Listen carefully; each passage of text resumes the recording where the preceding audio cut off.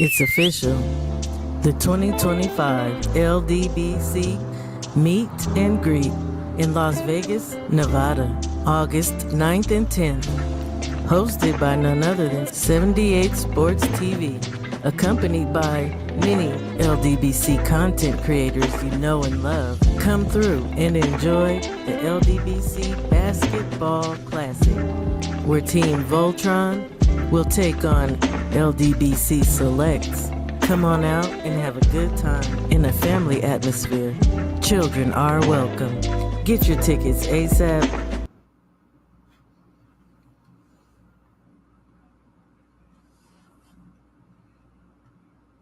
Well, that is something. Thank you for cutting off. How y'all doing? How y'all doing? I'm gonna put that link in the chat for anybody who still happens to be thinking about going to the meet and greet. I hope you guys can hear me. My chat ain't working on Restream, so that's always nice. That's always nice. How y'all doing? Code Shawa for $5 off. Hope y'all been good. I hope y'all been having a good week so far. We in the midst of things. I had a late week. Went to that fight with Queen 71. And had about a day's drive home. And, didn't leave on Sunday like we usually do. Didn't leave till Monday. So I didn't really catch the fights so much. I'm glad. Okay. I was going to keep talking anyway, Mike. But yeah, I didn't get to catch the other fights, except for Holly Holm. And I like that fight. That was a good fight for her coming back. And I think we might be seeing her homegirl coming back too, Chris. The man, never mind. So yeah, I caught up on it between trucking and being at home. But don't look like I have many people in here, and that's fine. I got two people rocking out with me. Man, look, I had a beautiful, beautiful time in Wichita, Kansas. Um, got to see Queen 71, got to see Tay Jones and meet his wife and his baby girl. I've met his oldest daughter before. Had a great time. I think the worst time I had there was them raggedy so and so people at the fight, standing in the way.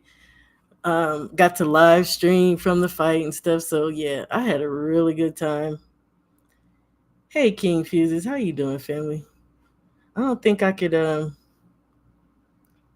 don't know if I can put people's messages up. I don't know how to do it from YouTube. Like I said, my restream is being really weird, so my chat's not working in there. So, here we go. But yes, I had a beautiful time. I had a beautiful ride back. I think the only fight, like I said, I did watch was the Holly Holm fight, and just listen to music and vibe out, and what's peace and quiet for me. So yeah, I had a great time. I did. I really did, Mac and Smack. Oh man. Um, Anytime I go do something, I have me a good time. So I'm gonna make sure of that. So the question of the hour is Wilder back? And I'd be interested to know you all's opinion too as we go along here. I actually was impressed though. The jab, it was beautiful to me personally. Um, he was a little slower, a lot patient, and maybe you could say methodical. Um, I'm glad. I'm glad he was working with Don House. Shout out to Coach Don House. Shout out to the new look. You know what I'm saying? I'm not mad at it. Herndon, shout out to him. You know, at first I felt like maybe he couldn't get around the jab. And then it kind of became, does he want to get around the jab? Um, saw Wilder do good things in there. The jab was beautiful. The hooks, the left hooks. It's maybe considered a dirty tactic, but I even like putting his weight down on Herndon's head, like he was roughing him up, y'all. I was feeling that, maybe I was just vibing out in the spot. The jab looked better, yeah, and he was working it. At least the first half, he was definitely working it. I don't know if he just got a little tired later, but he wasn't working so much. He started trying to land the rear. Um, I don't know that I felt like he was trying to knock him out at first. I thought he was just getting rounds in and messing him up, shaking off the ring rust. And I actually, again, considering how long he was out, I think Wilder looked very good. I think he's back. He's got some good exactly, Mike. Exactly. There go my young bro Tay. How you doing, Tay? I was just telling people I got to see you. Yeah, man. Man, I had a great time. Again, yeah, with Queen, and it's always nice to go to fights with somebody who enjoys it as much as you do. My husband obviously enjoys boxing, but man, it was just nice with Queen and talking about what we seeing and hollering out. I know at one point I think it got a little quiet in there, and I'm telling y'all, that jab just had me. I was like, beautiful jab. I thought everybody probably heard me, but I didn't care. I had such a great time. It was really good to see him. Like I said, getting some rust off, but really he did so well. It didn't seem so much like rust. It just seemed like he was working his way back, and I look forward to seeing him. I know there are some people out here who are being very critical. So be it. I look forward to seeing him. Keep fighting a couple of fights before he starts really trying to do anything of note or big. He deserves that. I feel like those last few fights, especially those Riyadh fights, he was taking hard fights, and it pissed me off at the time because I felt like AJ fighting Wallin was some BS. You know what I'm saying? And then they put Wilder in there, I think, with either Zhang or whatever. He was taking hard fights. He deserves to work his way back in here. Looking good with Don House, man. That's all I can say. Keep up the great work, champ. You looking good. Let me see. Yeah, absolutely, Macadus Mac. I would like to see him with a few more combinations as well. But yeah, absolutely. Jared Green, how you doing, King? Yes, indeed. Yeah, it was good to see you. And like I said, I got to meet the wife, and I got to meet baby girl. Beautiful family. My sis Tay Tay, how you doing, beautiful? It's good to see you. Thank Father. Salute to you, King. Yeah, yeah, he needed those rounds, Tay. And I think I'd like to see him get some more in. Like I said, a couple of more fights, 2 or 3 more fights. I ain't mad. Um, time is on his side. As far as we know, nothing's promised to anybody. But in the mean and in between time, just get in there and keep doing your thing, King. That's all I can say. The right hand, I know, and there's people out here talking about it's not. Try him. Night napalm is still there. Trust and believe. That shit ain't going nowhere. We know that's the last thing that's gonna be with him, right? So people gonna say what they gonna say though. Let me see something real quick, y'all. No, my chat just ain't working, and I can't. It's frustrating. Oh no. There we go. Hey, yay for the chat. I still don't think I can highlight them though. But it's all good. Y'all can see. And I can read right here. So yeah, the jab was clearly unexpected. putting his weight on to Tyrell. I love that. Taking his time, using his feet. His feet was looking good to me. You know what I'm saying? Backing out when necessary. He threw a left hook in the second round that caught Tyrell. Look, these contacts is not my friend. With I said okay, it caught him like more with his wrist or forearm, but it knocked him down, right? And Tyrell was he was upset, but he was all right. Um, it was counted as a knockdown, right? Good upper body movement. He was getting his head off the line, left and right hooks. So not bad. Yeah, I was impressed, y'all. And again, I had a great time. Um, again, so initially, I did not get to watch like the full cards of the other fights this past weekend, but I went back and I watched the main fights. Mbili, I love that name, Mbili and Suleki. So okay, first of all, our fight pool ended this week, and I'm saying that to let y'all know, um, the next season will be starting, and they're opening it up to more people. If anyone is interested, I believe it's $10 for like I can't remember how many weeks, but y'all, we have a great time. We work off of IG. I think Oddfella runs it, but I think anybody can as long as you can contact him, whether it's on X or his email address. Um, but it's just a great time. We have fun in there. We talk smack, of course. You know, we break down fights. You know, it's a good time. And at the end of the day, I think you get the crystal ball to say, you know, that you are well, you know, I was at the bottom of the list, y'all. I don't want to talk about it, but it's still I'll do it again. It was a great time.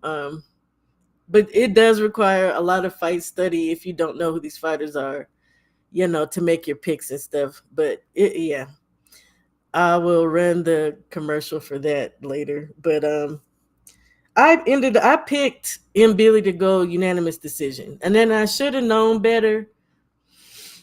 At least a late knockout for M Billy, because as he's been fighting, he's been looking better, and he's getting better at setting up shots, setting up his knockouts. Him also being to the degree that he can be, being a little more patient, right? But Sulecki was durable, y'all. He's always been durable. He's never been knocked out. I think he had one loss. So you know, I don't know. I don't know what I was thinking. I picked him for a unanimous decision. Oddly enough, this must have been the weekend of first round knockouts because man, um, first round TKO. It was a right and a left to the body. Um, he moved his guard up. Really, he moved the guard over, and I love that type of stuff. The control mechanisms, right? He moved the guard with his elbow a little bit, and then he got that right hook, right uppercut. So Noxalecki on his, you know, on his behind. I loved it. The next fight, a dude I'm not a fan of. I can't lie. I'm not gonna front for y'all. You know, maybe he'll grow on me. Floyd Schofield the third versus Tevin Farmer. I've never been a fan of Schofield, y'all. I'm not. I feel like he was a lot of time rushing his work, loading up on shots, careless, reckless. Like but I cannot lie. He looked good. He looked good. He actually took the time to be patient, and I think that made a world of difference. Um, it's not like Tevin got off a lot of shots, but Hey, Steph Brown, how you doing? How you doing, family? It's good to see you. I'm gonna open up the panel later too, because I know you got something to say. I don't care about no Auntie Scope, Dang Father. Shout out to them though, man. That was beautiful work. I'll give him credit for that. I can't take it away. I would never take away from these guys what they do. First round knockout. Finally slowed down, was patient. He was throwing out a tap jab in the beginning, just kind of tapping. And then he clocked that man. He chin checked him with a right within 30 seconds. And he Tevin got up off the mat. It was just a wrap then. It was just a matter of combination hooks, and it was over. I don't know. It was a little odd, man. I really expected, especially, well, maybe he was still shook, but I really expected Tevin to be a little bit more defensive after you got knocked on your ass. And I chose Tevin, I believe, for unanimous decision in this fight because of his last three fights.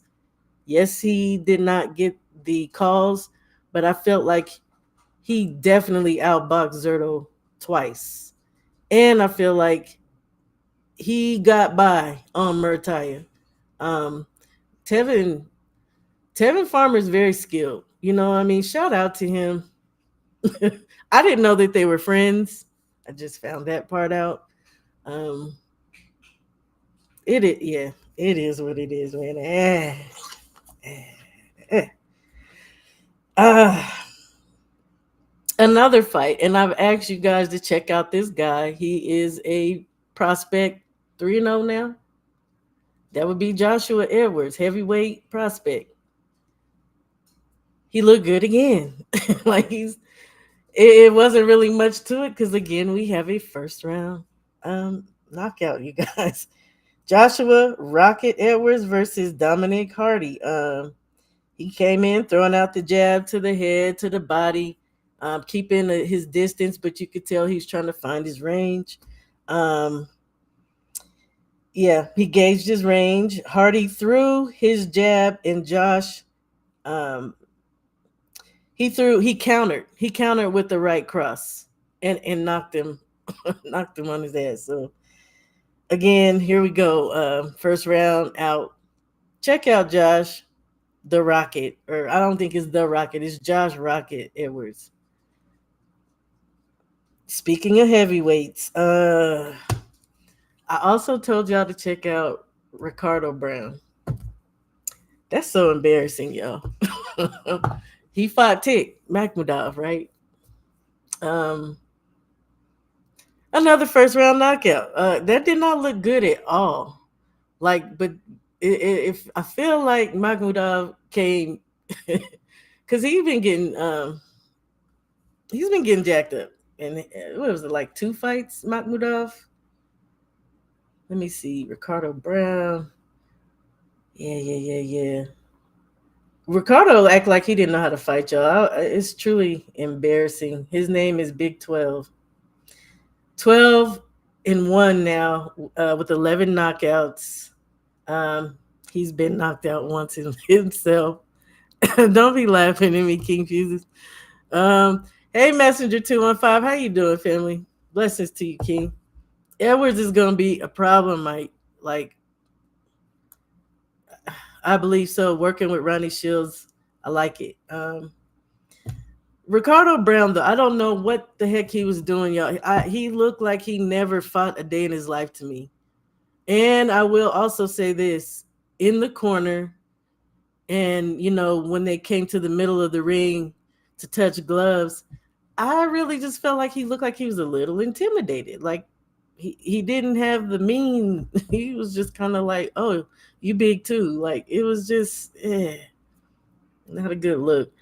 Arslanbek Makhmudov, now 20-2 with 19 knockouts. He's been knocked out twice, right? So yeah, it was Guido Vianello and Ajit. Y'all know I love Ajit Caballero, man. Whew. another TKO. But hey Jay Will, how you doing, family? It's good to see you, King. It's always good to see you. So yeah, Makhmudov just jacked that boy up. He kept coming over the top of his jabs. Kept coming over the top. I mean, he threw some other combinations, but like he came out the stocks like on fire. Like, yeah, you're not, y'all ain't whooping. Because the reality is, if you go back and watch Ricardo Brown's tape, like he can box and he's got some good length and range. It don't say what I'm gonna call him Tick. It don't say what Tick's reach is. It doesn't say what Ricardo's is either. But 6 foot 7.5, like he usually be getting in people's, and he just didn't have it in him. I don't know what was going on with that, but same thing, over the top. First round TKO. It said Brown looked intimidated to me. The TKO or Tick came out swinging, kept coming over Brown's jab with the right cross. Um, got him with the looping overhand right. That's what sat him down, and he fell forward. Yeah, so it was a wrap. Um, Another fight that happened this weekend, and y'all have to tell me if I'm forgetting one, because again, I really didn't get to catch all the fights like that.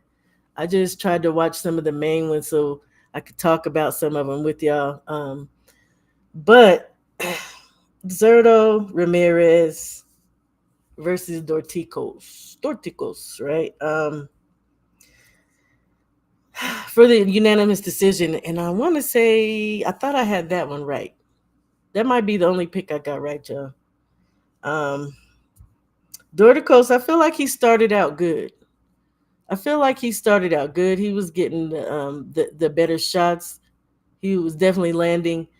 Yeah, he kept veering a little low at that belt and below, and I got a point taken. Um, but I don't know. Maybe he just did too much too soon.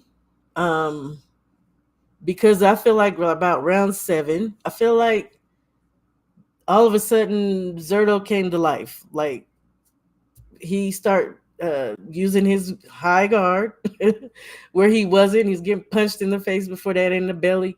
But he started utilizing the guard. He started getting off his clean shots combinations, right? And Dorticos was just kind of fading off. And I don't know though. At the end of the day, it, it was not a great fight for me. Like it was not that great of a fight. And Zerto, I like a layer of fat on a fighter. I don't like just to see a chiseled necessarily fighter, but he did not. He just it was too chubby for me. It was it looked like it he needed to lose a little bit of that to maybe have. It's not like he gassed, but he just did. He looked a little wore out. I feel like he just came back. He just came back and he won the fight. Because of what Dorticos couldn't do at the latter end of the fight, if you know what I mean. So um it says it started out nice catching Zerto about 7th round. He upped his defense, started hitting Dorticos with clean shots. So just what I said. What's going on, fella? Look, there go the mad professor. The mad professor who be running that fight. Yeah. Running that fight pool. I was representing. I was telling people to join the fight. Well, you might need some help. You might need a secretary for next season, for real. Hey, Anthony Bolton, how you doing, King? Blessings to you, and blessings to you too, fella. What weight class? What do you mean, Tete? What weight class? What you mean? What weight class? For Zerto and Dorticos, I think they're cruiserweights, Queen, if that's what you're talking about. I see a lot of people coming here. Wow. Okay. Anthony Bolton, GD. Shalom to my brothers. Shout out to y'all. Let me do my thing here. Let me see here. There you go. Um, Big Joe Townsend. Salute. Salute, Big JT. The fight I was just talking about. Yes, ma'am. Cruisers. I believe they are cruiserweights because Jai Opatai has been wanting to fight Zerto, and I'm hoping that Zerto. Look, y'all. If you listen, I don't like Jake Paul. I don't. I did not watch that fight. I did not. I generally don't watch Jake Paul fights. I started to watch the Mike Tyson fight, even though I was pissed about it, just because I wanted to see what Mike was gonna do. I couldn't even make it through the second round, y'all. I don't like Jake Paul. I love what he's doing for women's boxing. Avius. Um, I started to watch that fight. Well, I watched the highlights of that fight. But I started trying to check him out basically because MVP signed him not too long ago, and I was, going through their roster of fighters. But and yeah, he ended up losing that fight, which I think, yeah, it was a good fight.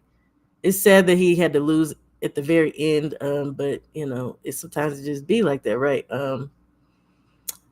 But yes, cruiserweights and Jai wants to smoke with Zerto. I don't know why I feel like Zerto is avoiding him though. Does anybody else feel like that? And Tay Tay, what is Chris Cyborg? That's the chick I was talking about, y'all. I think I asked Tay Tay this. I think we might see her in the ring too. I think we might see her in the ring soon too. And I would love to see Holly Holm come back because she looked great. 42 years old, I think. She looked good.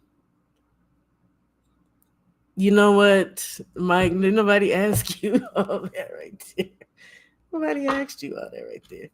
So I'm gonna do this rundown here of a few of the fights that are coming up because this weekend is only. I mean, there may be some other cards because y'all there's so many boxing channels. I know that ICC had a fight today. Like there's boxing going on, but there's only like one major card that I'm seeing, and that is Jack Catterall versus Harlan Eubank. This is the cousin and the nephew of Chris Eubank Jr. and Sr. Um, this is a huge step up fight for him. Uh, I think he actually looks good from what I've seen. Odd fella, please don't be in here talking no smack. Cause I don't, I don't want you talking about he looks like trash. Chris Cyborg, she's one of your favorite fighters. Well, we might be seeing her in that boxing ring. I agree. It's only like what he's doing. See, this thing is cutting off my comments. Do do do do do do do. Let me see what you say, Tay Tay. I really wish I could tag these things. I really like what he's doing for women's boxing. That's it. Yeah, absolutely. He got his dreads knocked off. Jake Paul was calling unrealistic fights. If he was serious, he'd call. Thank you, David Benavidez. Better be if or he wants heavyweight. Give Deontay Wilder that payday. Jake would be a good tune-up for Wilder. I was just talking about Wilder and saying that he definitely needs to be able to fight a few more fights. Hey, that wouldn't be a bad last tune-up. Honestly, I just want to see the brother get paid and knock somebody the fuck out. So I like that. I like that, GD. Okay. Hey, DP Rocka. I saw you in the building early. Thanks for returning, family.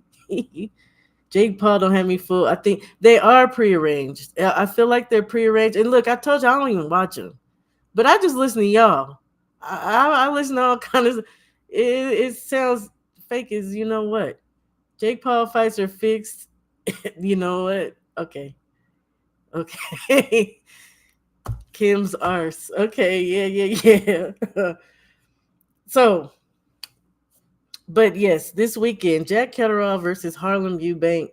Um, Harlem Eubank is 21-0 with 9 knockouts. So he's not some. Okay, put it like this: he is not a knockout, or he doesn't have that power, I guess, that you would think. But in his like last 4 fights, he's gotten TKOs. So it's possible he's learning how to sit down on his punches, right? Because I think he looked good. Great, he's nice offensively. He has great body work. He creates space to work, and he uses control mechanisms, and I like that, right? Um, he also knows how to like roll under shots, and he don't roll the wrong direction. Shout out to Drew Titan for that. Jack Catterall, 30-2 with 13 knockouts. This is Jack's first fight at 147, you guys. And I think this is Harlem's third fight at 147. So he's adjusted. As you know,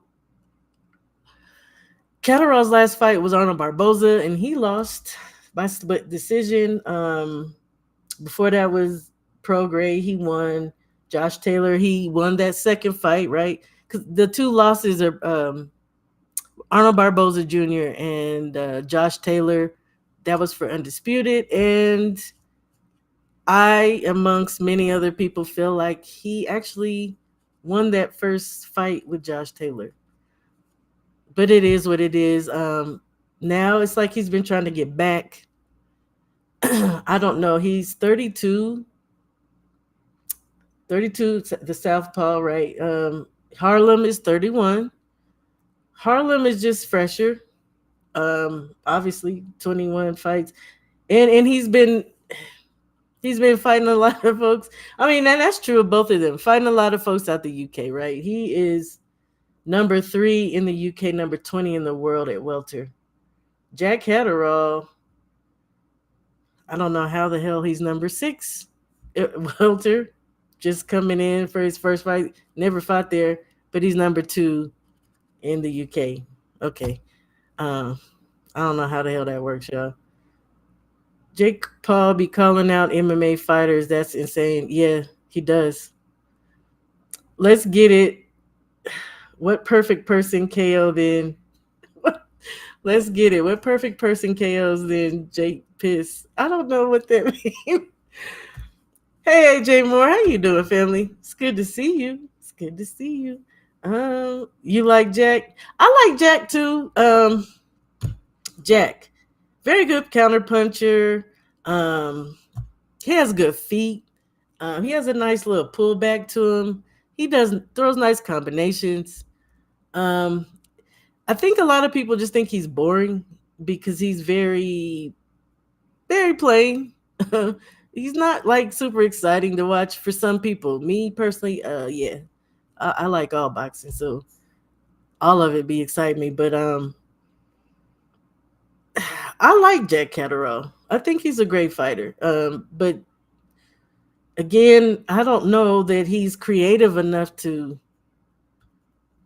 create separation sometimes. You know what I mean? In these fights. So yeah, he got robbed. I definitely said he got robbed. I'm going with Harlem too. Absolutely. Harlem is kind of slick. I just think he's gonna outbox him. You know, it just is what it is, unless Jack pulls some out of the hat. I was gonna say something else. Unless he just pulls something out of nowhere, you know. You're basically saying Jake Paul is the perfect person for. I can agree with that. Like I say, but I need like 2 more fights. 2 more fights for Deontay, and let that be the third one for a tune-up before he does something. He deserves that, man. Salute. How you doing, Coach Hudson? Welcome in, welcome in. Shout out to you, brother. So, okay, yes, Harlem. So, I think it's some fights on that card too, though. I see. Yeah, Joe Cordina's coming back. He's fighting Jared Gonzalez. Yeah, we're gonna say Jared Gonzalez because I don't know if that's Kiroz. Lightweight fight for the WBO Global Light. And that Catterall fight is for the IBF Intercontinental. welter.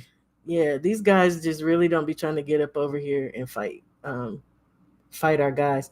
Also on that card, mm, Sky Nicholson.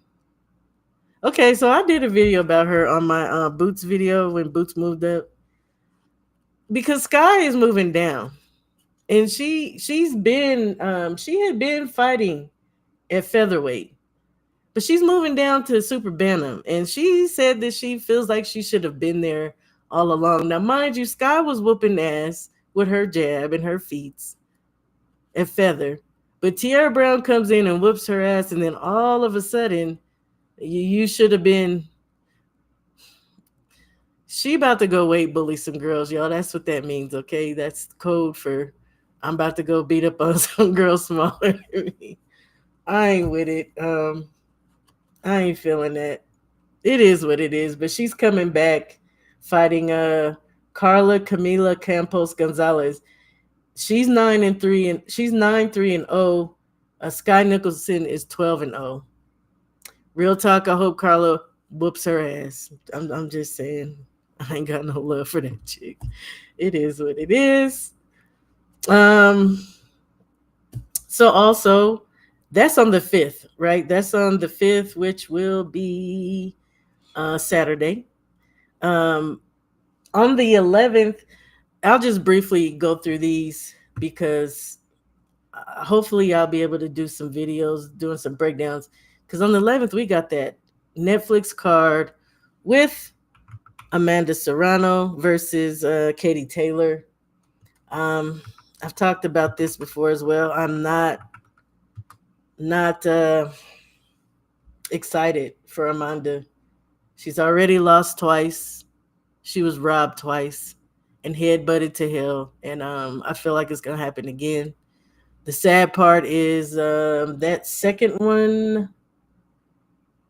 That second one happened here in Texas in Arlington Stadium, right? The first one happened. Oh no, the first one was in Madison Square Garden too. So for some reason, America ain't riding with and ain't rocking with Amanda. They letting Katie just headbutt her way to victory, and this fight is gonna be for undisputed. I also said that I feel like Amanda has CTE, y'all. I watched that first press conference, and that's not a laugh because it's not freaking funny. Um, she was slurring her words, and she just seemed a little drunk. I didn't like it. I didn't like it. I didn't like the way Katie Taylor was treating her either. Just very rude and short. And Amanda just seemed in it like even child like y'all. But um, despite all the shit that Amanda did and Jake Paul and Baumgartner to Clarissa, I really, really, really liked Amanda as a female fighter. I thought she was a great representative for women as a fighter. I love, love, love, love, love, love her pressure. I used to always say like it's sexy pressure. She's gonna walk a chick down. You know what I mean? And I love that about her. She didn't have no back down in her. But I did not like that with the Katie fight, and it's kind of to her detriment. So that on that card also we have another undisputed bout with Alicia Baumgartner versus Jennifer Miranda. Um, by the way, Katie Taylor's 24-1. Amanda is 47-3-1. Alicia Baumgartner 15-1. Jennifer Miranda is 12-0. Jennifer's ass. I'll just say it. That's a super feather bout. We'll see. I believe we'll absolutely see Alicia Baumgartner steamrolling over this girl because not only could she do it before, but now she's under the tutelage of Derek James. So if she don't come out with anything at all, we know she's gonna have a beautiful jab. I'm praying that he gets her gas tank in order because that really is the only thing that Baumgartner lacked, a tank. You know what I mean? So moving down this crazy activity is raggedy. It's some raggedy. Again, what are we getting about Steph? Yeah, I didn't like the disrespect of Shields. I didn't either. Absolutely not. Not at all. On that card, also, you guys, Savannah Marshall versus Shadeja Green. So super middleweight bout for the IBF World and the WBO World Super. Savannah, I call her Savannah. Um, Boxes like Fury. I mean, I don't know what to say, but I will give it to her. The girl can fight. Okay, I do feel like she beat up a lot of older women and novice women and some cans. But when it came down to her being in fights like she did with, like, her and Clarissa had a great fight, in my personal opinion. Um, who she fought Franchon Cruz Dezern and beat her majority decision. Femke Hermans is a good fight. Like, Samantha can box, y'all. She's a good boxer. She boxed like Fury. Fight of the night. You say that? You think so? I'm gonna tell you why I don't think so. Y'all, as much as I love Shadeja Green, I was highly disappointed. We'll go back to Franchon Cruz Dezern because I've never liked Franchon's boxing style. I don't like them looping hooks. I don't like the clinching or hugging that she does, and she did that all night to Shadeja. Shadeja never once just stepped back and threw the jab to get her off of her and, throw her rear behind it. Like, she just kept allowing herself to get hugged on and then, like, wailed on. I've never liked Franchon's style. Like, I don't like looping shots. I just don't. I think it's ugly as hell. And her fights thereafter, Shadeja, I just feel like she eked by. Is something missing with me for Shadeja. Would I love to see her come out and box the crap out of Savannah? I would. But do I think she will? Based off of what I've seen these last three fights, I don't, man. I just don't. And it was crazy. She was knocking everything out. I remember when she was 11-11, 11 fights, 11 knockouts, right? So I don't know. We just got to see.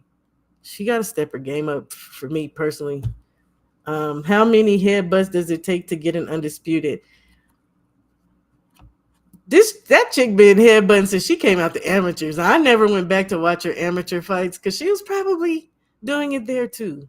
It's a thing with her. Like, that's gonna be a good scrap. Y'all, I don't know. Derek James isn't. He's on the losing streak. Yeah. But you know what? Okay, the messenger 215. When it comes to this chick, she's about to. It don't matter. I mean, it would really have to be some crazy fluke that this chick went. No, absolutely ain't no way. Ain't no way. She gonna whoop this chick. She gonna whoop this chick. Nah, Steph Brown. Cruz is sloppy with it. Hopefully, Alicia can end that streak. One thing I know, one thing Derek James interviews can be cringe as hell. Hey, man, he's starting to do better. Like, all of a sudden, he found a voice that wasn't all weird and country sound. Like, and I don't mean country because, I got plenty of country family, but it just, it must have been the Ryan fight. It was before it, and they were doing they were gonna do the open workouts, and they were talking to him. This man act like a whole other individual. I was like, wait, this dude been playing all along. It's tight on Shadeja, and I like her a lot. What's going on, Nick J? How you doing? I just get to reading you. She's a little long in the tutu. Yeah, I can agree with that, Nick. I can agree with that, but I think the reality is too. But didn't she start late as well? She changed her style. She did. Okay, I'm gonna have to go look that up, Pac Man. Tate, who's worse? You know what? I ain't answering that damn question. Cause I'm already feeling a little way about Bill right now. So I'm gonna walk out. I'm gonna walk away from that. I'll let you answer that one in the chat. Pass. Derek James, give me the. Oh man, look. I'm not reading no more comments tonight. Another fight on that card. I'm gonna go with Sharetta Metcalf before I announce Sharnika Johnson. That too is going to be for well, okay, put it like this. Metcalf has the IBF World Bantam, right? They're gonna throw in the WBC and the WBO. Uh, I'm pretty sure because Neeks is fighting her, and they want Neeks to win. But I think, and I know it was upsetting. I think for Nick J, but I think I don't like calling her chicken. I know y'all call her chicken. I think Sharetta could whoop this girl's ass. I think she gonna be able to do it, y'all. I got faith in her. Um, Shanika can box though, and the chick that originally was supposed to be fighting, dang, I forgot her name because I used to check her out a little bit too. Ooh, aren't they? What is that? Bantam. Thorsland, something Thorsland, and she's out of Sweden, I believe, and she can fight. She can fight. So my thing is, if y'all want to play this little swap game, um, either way, it was gonna be Dina Thorsland, and apparently she was pregnant during their. So they say, we don't know. It says she was pregnant during the press conference. I don't know. All I'm saying is that girl can scrap a little bit, and Shanika can scrap a little bit. So I'm rolling with Metcalf. It is what it is. Definitely got faith in her, and I would love to see her unified with all those belts. Uh, she is 14-4-1 with 2 knockouts. Shanika is 17-2 with 7 knockouts. Whip her ass. That's all I can say, chicken. I'm calling chicken over there because I'm gonna say whip her ass. She could do it. Got Chantel Cameron back. She's fighting Jessica Kamara. Jessica Kamara it just fought here we go again in the bantam, women's bantam. I don't even know why I can't Dubois. When Dubois got the first round knockout, that was Kamara. And Kamara actually could fight. But at the end of the day, we know that I don't know why these names are failing me tonight, y'all. I can't even find the shit. That's horrible. But that's also a bantam bout. If I can get back to that shit, that's awful. Okay, here we go. So that should be a good one. Let me see. She did. Shadeja had a whole basketball career before boxing. Ah, that sounds like the girl that Clarissa just fought, right? When she's like 46, wasn't she? She looks like EJT. Okay, okay. Derek James don't like to answer questions. Yeah, we see that. Nick J. Bill is actually funny though. He'll dance around. That shit ain't funny. That shit's starting to become a little concerning. Like shit. You got chicken? Yeah, I got her. Sharetta can definitely win if she pumps. Yeah, man. Keep that broad up off of you. Thank you. Thank you. Do my little naps up today. Yes, yes. TWR Dubois.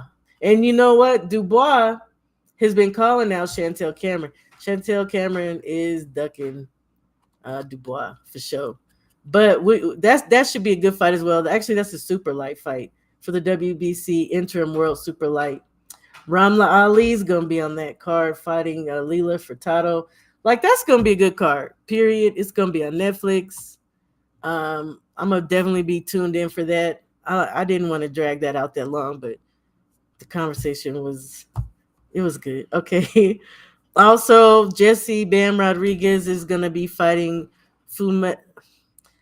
Help me, TWR, help me, fella. Fumalele Kafu. Fuma, Fumalele Kafu. And I got Bam in that fight. That's gonna be for the WBC and the WBO. That's gonna be a unification. Yeah, Fumela, I feel like he just loads up on shots, one shot at a time kind of guy.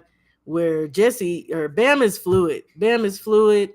I do feel like maybe Cafu might have a little bit more power, but again, you're loading up on shots. You're trying to make every shot like knock some dudes be struggling. And another person who used to do that was Floyd Schofield, which is another reason why I didn't like him. But Bam, just natural, and he flows. So I definitely have Bam winning that one. Manny Pacquiao versus Mario Barrios for the WBC welter. I don't really want to watch that fight.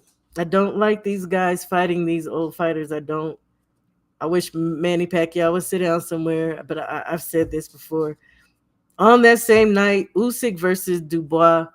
You know this is the Dubois channel. It's time for Usyk to pack it up. So I just wanted to get that all out the way because the reality is I wanted to do this. And whether y'all jump in or not, it is what it is. But it's in the chat. That would be the link. That would be the freaking link. I'm gonna pin it. I'm gonna pin it.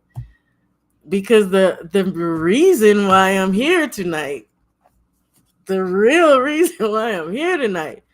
Yeah. Who y'all got? And you can tell me why you got them. You can tell me who y'all got. I'm just curious. I just want to know. I'm so curious. Norman versus Haney. Yeah. I kept saying that shit is coming. It's coming. It's coming. You know what? You can hear him. I'm gonna put him in the trash. Yeah, girl. Yeah, you don't even know what he be over here doing when I go live. He be showing the fuck out. He be showing out. Close enough, Lele. Hey, what's going on, senior? What's going on, senior? Um, yeah, man. I need to know. I need to know. I need somebody to tap that link. But if you don't, hey, man, me too. Absolutely, I freaking do. Absolutely, I freaking do. You don't feel so bad now for what? You curse more than me. I don't curse more than you. I don't. I absolutely do not. But you've been doing better, and I'm proud of you for that. Growing with soul, what's going on? Ken Folk, that's my little bro. That's my other little bro. I got two young bros. Gary's back. Yeah. You right, Tay. I meant to say that because he's fighting on that undercard, correct?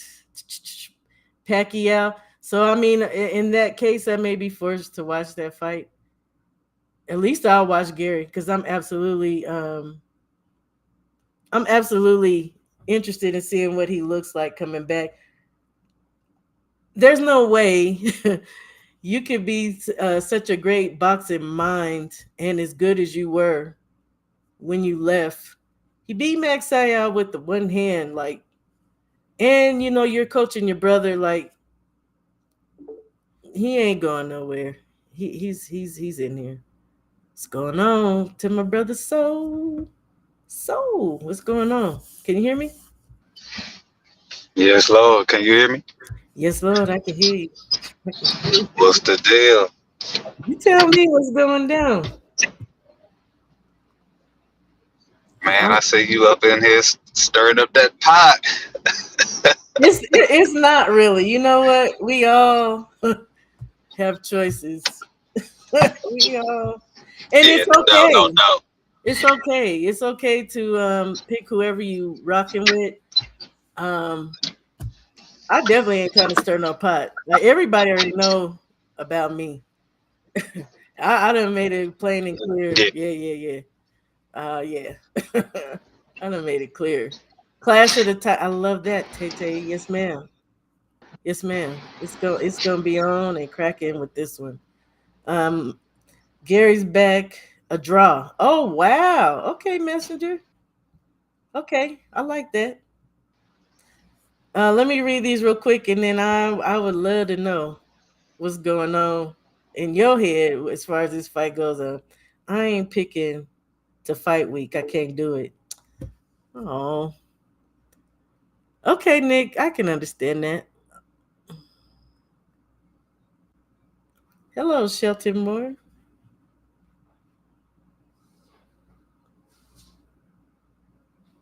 Can you hear me?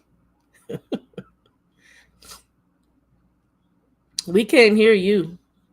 I don't know if you're on mute.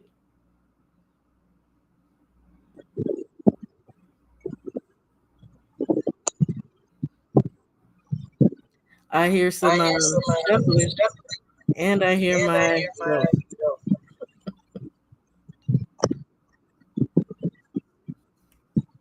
Okay, Okay, so so hello.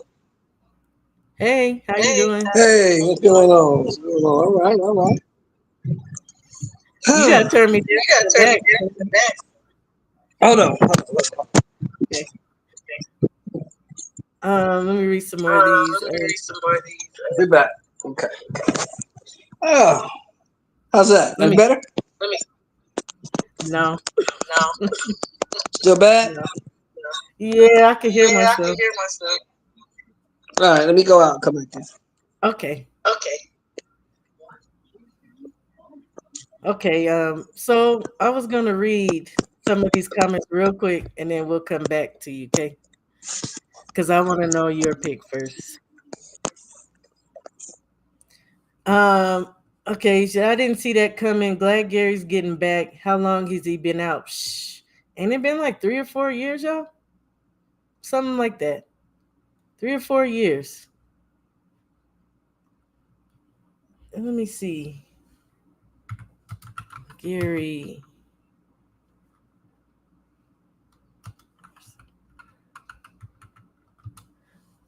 Why do I feel like something is stuck? Hmm? Mr. Gary has not fought since 2022. So I can't hear you. So I'm like tripping. I'm like tripping. No, I see myself moving. So look, yeah. So okay, let me read this. Draw. Yeah, There I'm you here. go. There you go. So Mr. Russell is Yeah. back. Air Gary gonna be training him again. Get this dude a trainer, please. Oh, talked a lot of smack about 147. I was totally wrong. The fact is, they're fighting each other. Yo, big props to both. I was wrong. That shit's gonna be. It's gonna be good. Yeah. What's up, Tay? Oh, the yes indeed. Clash of Titans. I like both. Just like Bud and Spence fight. Okay, I like that. I like to hear that. Um, can Devin box Norman for 12 rounds? Can Norman cut the ring off? It's uncomfortable for Devin, or could the whole switch? Good ass fight. I'll give the edge to Norman Jr., especially towards the later rounds. Big fan of both fighters. Tough pick. You can see both winning. Okay, so let's hear what you guys say. Can you hear me, fam? Oh, Can you hear me? yeah. Can you hear me? And is over here giving me the blue. The restream. Yeah, it's over here tripping. But I'm sorry if you're doing that. yeah. Okay. You said So you needed my pick, huh? yeah, So or I'm like I'm if you picked it. yeah, I'm torn with this because both guys is my guy. You know what I'm saying? I like the Normans, I like the Haneys, and man, it's one of them fights where I think I'm really gonna sit back and like spectate. Um, Mm, if it go to decision, I got Haney. If it's go to a shootout, I think B Norm is gonna be the victor. But I could see it playing out both ways. B Norm Devin Haney having success and just boxing him all night, putting on a boxing clinic. But I can also see, uh, that warrior in Dev and him wanting to stick in the pocket and he get into a shootout with B Norm and yikes.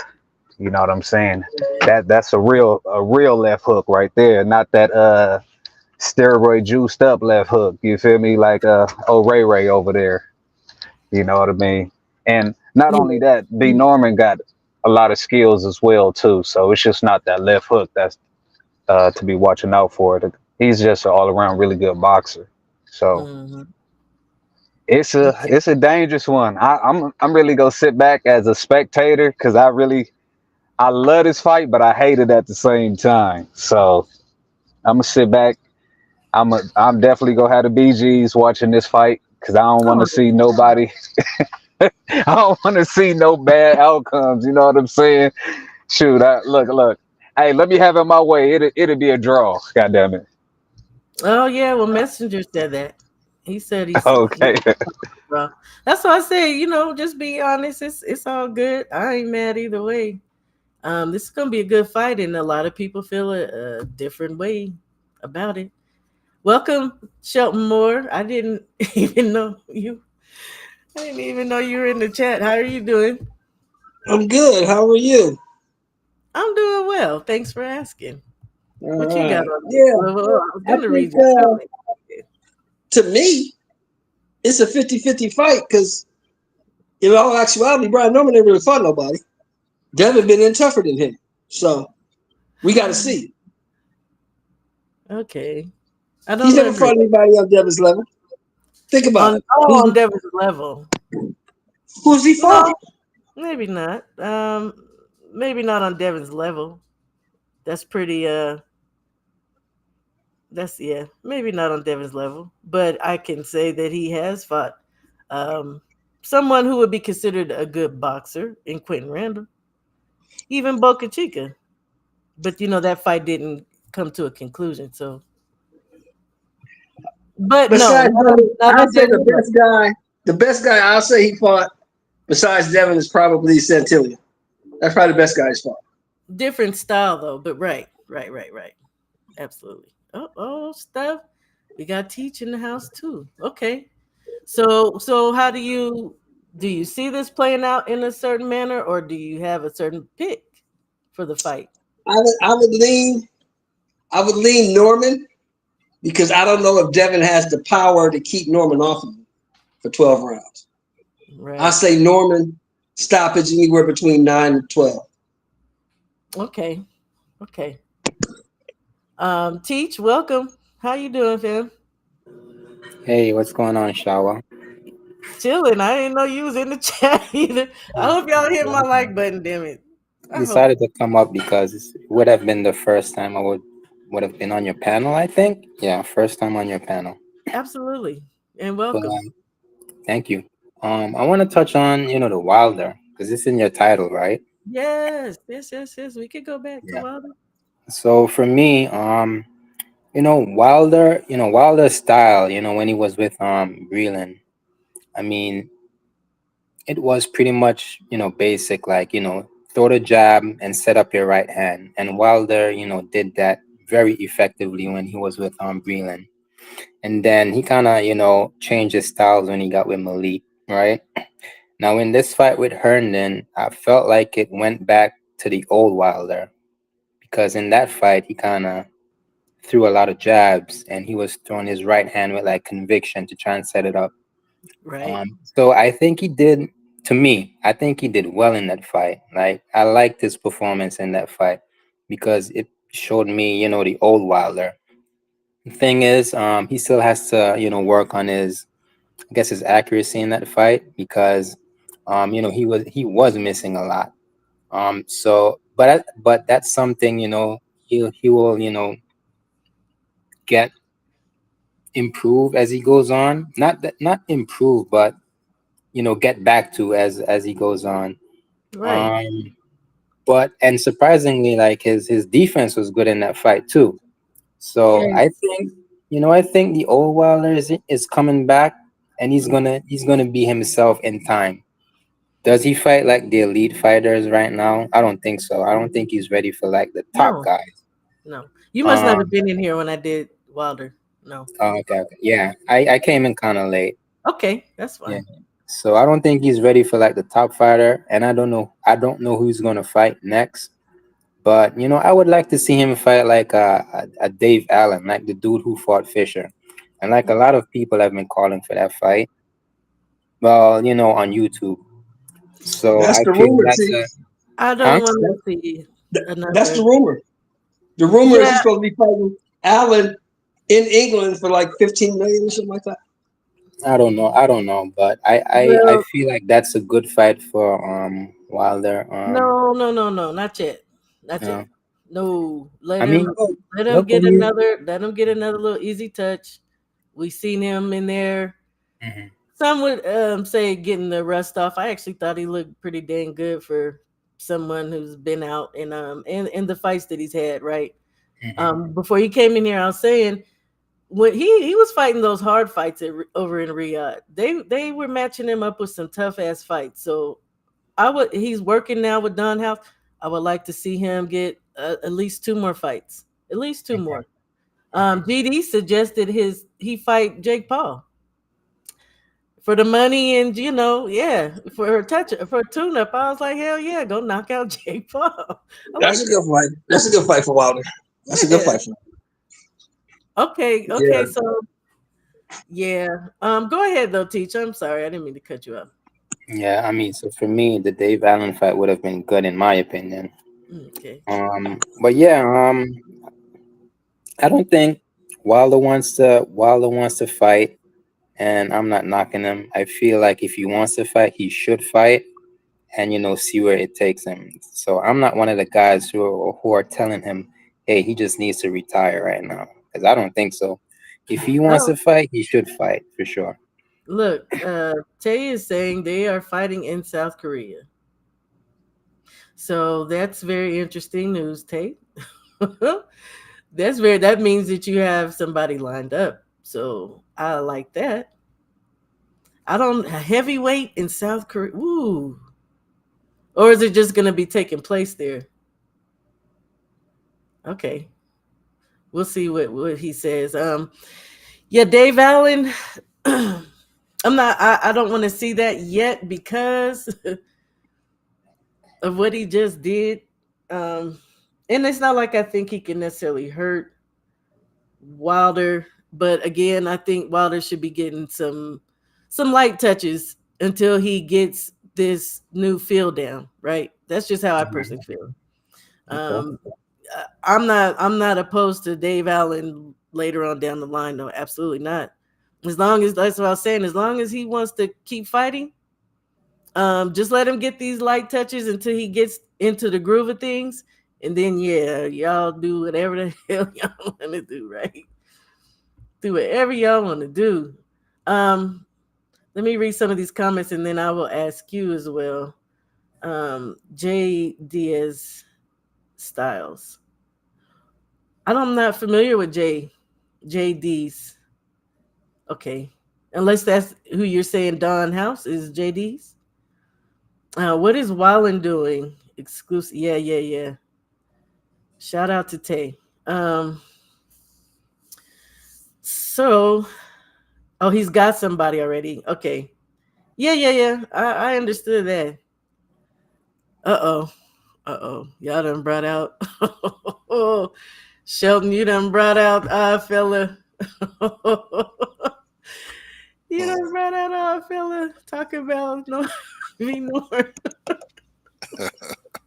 How you doing, fella? He said idea. And the bandwagon is here. Come You know what I on, mean? bandwagon. I try to park it up on the beltway, but you know what I mean? It is what it is. I'm glad I'm here with you, Shawa. I You know seen what I it on mean? the 'Cause beltway.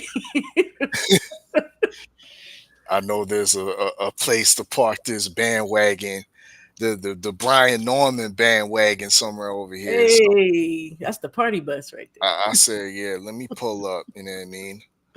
Um, First off, because I heard the cliche of comparing resumes and ah, who has he fought? I ain't really trying to hear that. You know what I mean? About who has he really fought? Because let's put some respect on Brian Norman's name because this I'm in my 40s. This guy's a kid to me, but I didn't realize like he was a kid like that because he's so beyond his years with his maturity, the way he speaks, the way he uh uh uh s- steps to the sport. I'm very impressed with his maturity. Um, he's only 24 years old. Yes, Brian Norman Jr. In my opinion, you could say that he's he's just got here. As far as fighting those top levels, the top level opposition, Yes, yes, yes. You're right.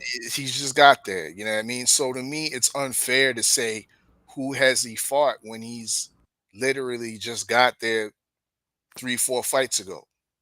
You know what I mean, I count the his last four opponents to me were credible opposition. Everything before that was kind of like building fights to get you into that contender status. Now that he's reached the contender status and gone through that phase and now is the champion, now we can rate him of what he's doing with his defenses. And that defense that he did over there in Japan, well, it was a statement of epic proportions. You know what I mean? I agree. Now, once again, people want to talk about his lack there of resume and then bring up Devin's resume. I ain't taking nothing away from Devin's resume. It's a great resume. He has great accolades. Undisputed at 135. WBC champion at 140. But you know what, Shawa? He ain't did shit at 147. We talking about 135 and 140. What has Devin done at 147? Nothing at all yet because he's fought at 144. But He ain't niggas even don't fought talk at about 144. resume. Where's the resume at 147? And So let's mute that point. You know what I mean? That's null and void right there. And let's talk about the skill sets and the mentality. I'm with it. You know what I mean? And when we talking about the mentality, I already described it. I'm impressed with the kid's maturity. I didn't realize he was 24 years old. He comes off like a 28, 29, 30-year old. He You know what I does. mean? And he's witty. I love that. Oh, He he's comes yeah, with yeah, stuff yo, off the he's top of the dome. And it, underrated shower. man, Yo, I like this ain't no kid, that's man. why Like I he's said great for the sport. he Great. is absolutely perfect as a champion. Because it's I don't know, dude. I'm thinking going forward. this could be like the mouthpiece could be like of Ali proportions. This man be saying some stuff. Yeah, What did he say? This hand is a dragon and this hand is a. I was like, where did he get this? Like he called himself the god of war. I was like, wait a minute now. yeah. I'm about to beat my dog. Gotta get my water. Go And he ahead. running, yo, he as his nickname is the assassin. Yeah, he ain't just talking it. He walks like the assassin. You know what I mean? He embodied that. He's killing these dudes like an assassin. Come on now, man lost what 6 weeks of his memory. Yo, that man killed your memory. He Yeah, that, assassinated your memory while you in the ring.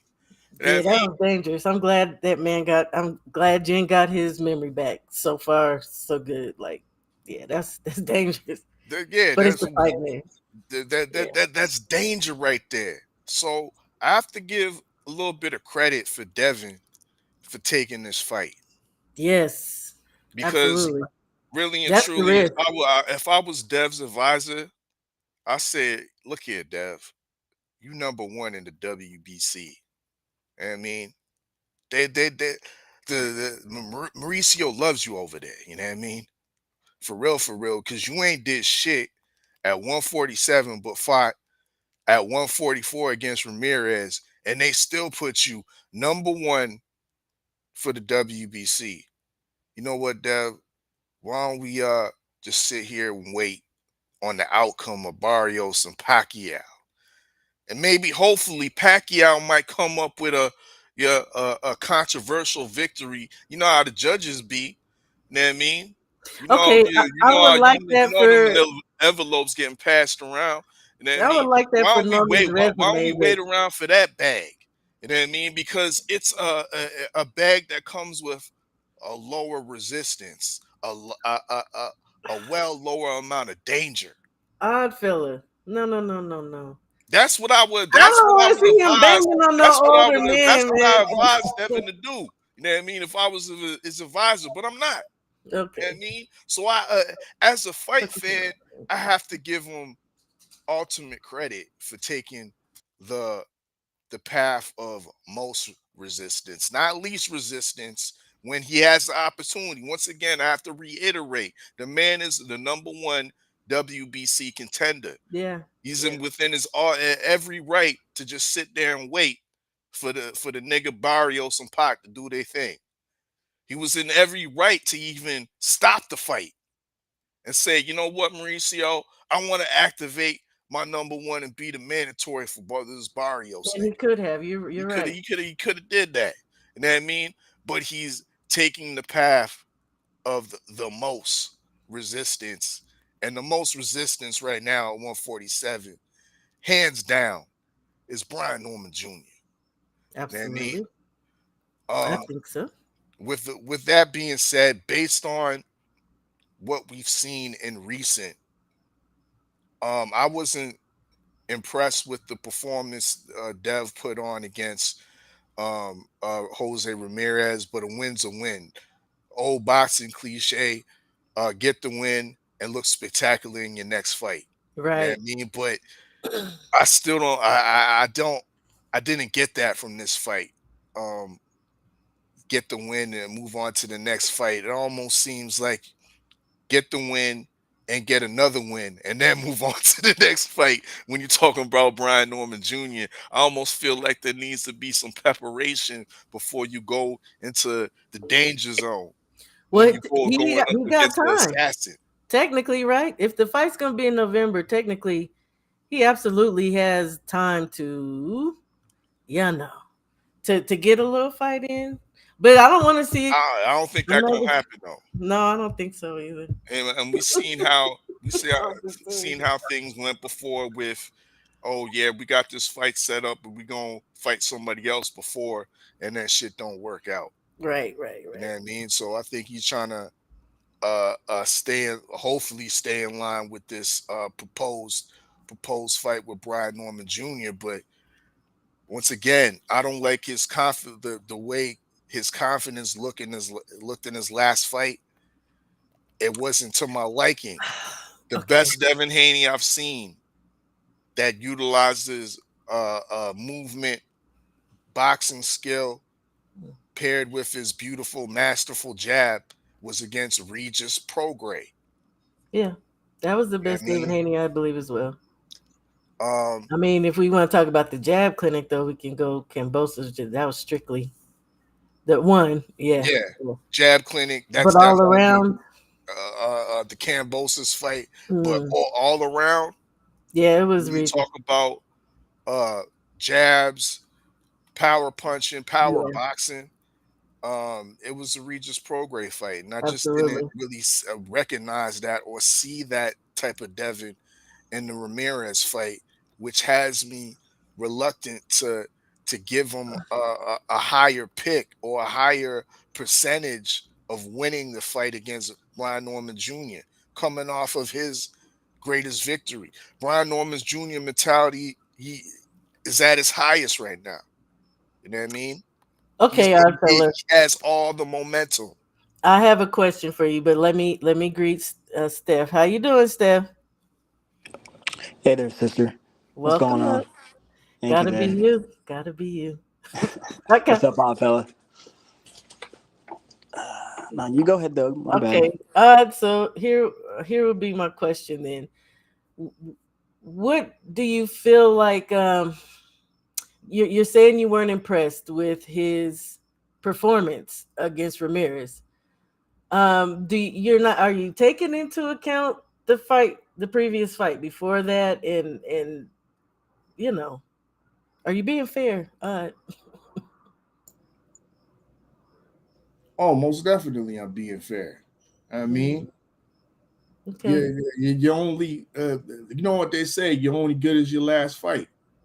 I true mean, that, true that. we gotta base when we doing research, it's Mhm. usually advantageous to use in the fight league. Did you look at fights when you're doing the pick? Did you research fights from 5 years ago? No, you researched the I fight. may have, I may Well, have for the most part, you still researched fights the newer fights recent first. and Yes, his last, yeah, his yeah. the But to get opponent. an overall feel, I would, yeah, I Yeah, go back a little bit. but for the most part, you still lead him back to his last couple fights to see to get Correct. that real grasp of where the fighter's at this point in time. And at this point in time, I'm questioning if Devin's at that Regis Prograis level or if he's at a level that's soon to be exposed by a fighter such as the caliber of Brian Norman Jr. Okay. That's what I'll say about that. I haven't really gave my breakdown in what I think yet, but I would like to extend that to you, Steph. First, do you have a pick, and how do you feel about all this? I'm just now getting back. I was in Bible study. What was the what we talking about? We are talking about Haney versus Norman, or I should Mm, say Norman versus Haney, because he the champion fight, yeah. right? And do you have a pick and expound or not? Mm, First, let me say, shout out to my bro Aunt McQueen. He says the best fight for him was Linares all around, and I agree too. Michael Ray, yeah, he was sharp against Loma too. Absolutely. Okay, come on, Steph. mm. Steph, come on, Steph. What you got? Uh, hold on, my dang dog getting annoying too. Uh, I would no, I don't. Um, I guess I haven't thought that far yet, but I'm really excited for the fight. I think it's the best welterweight fight we got here all year. Mm-hmm. Someone correct me if I'm wrong on that, but this is good. That was good news last weekend when we received those tweets. um, maybe Haney split decision, Okay. and before I get a little more down there, I wanted to ask Oddfella because I was listening to him critique Dev's last performance, and he Mm. seemed so sure on it. Let me ask you this, Oddfella. When you yeah, we can use Devin for instance. Yeah, for the example, when you were watching him in his last fight, was there something particular that you were looking for from him or expecting from him? Yes, And dominance is and that comfortability, Steph.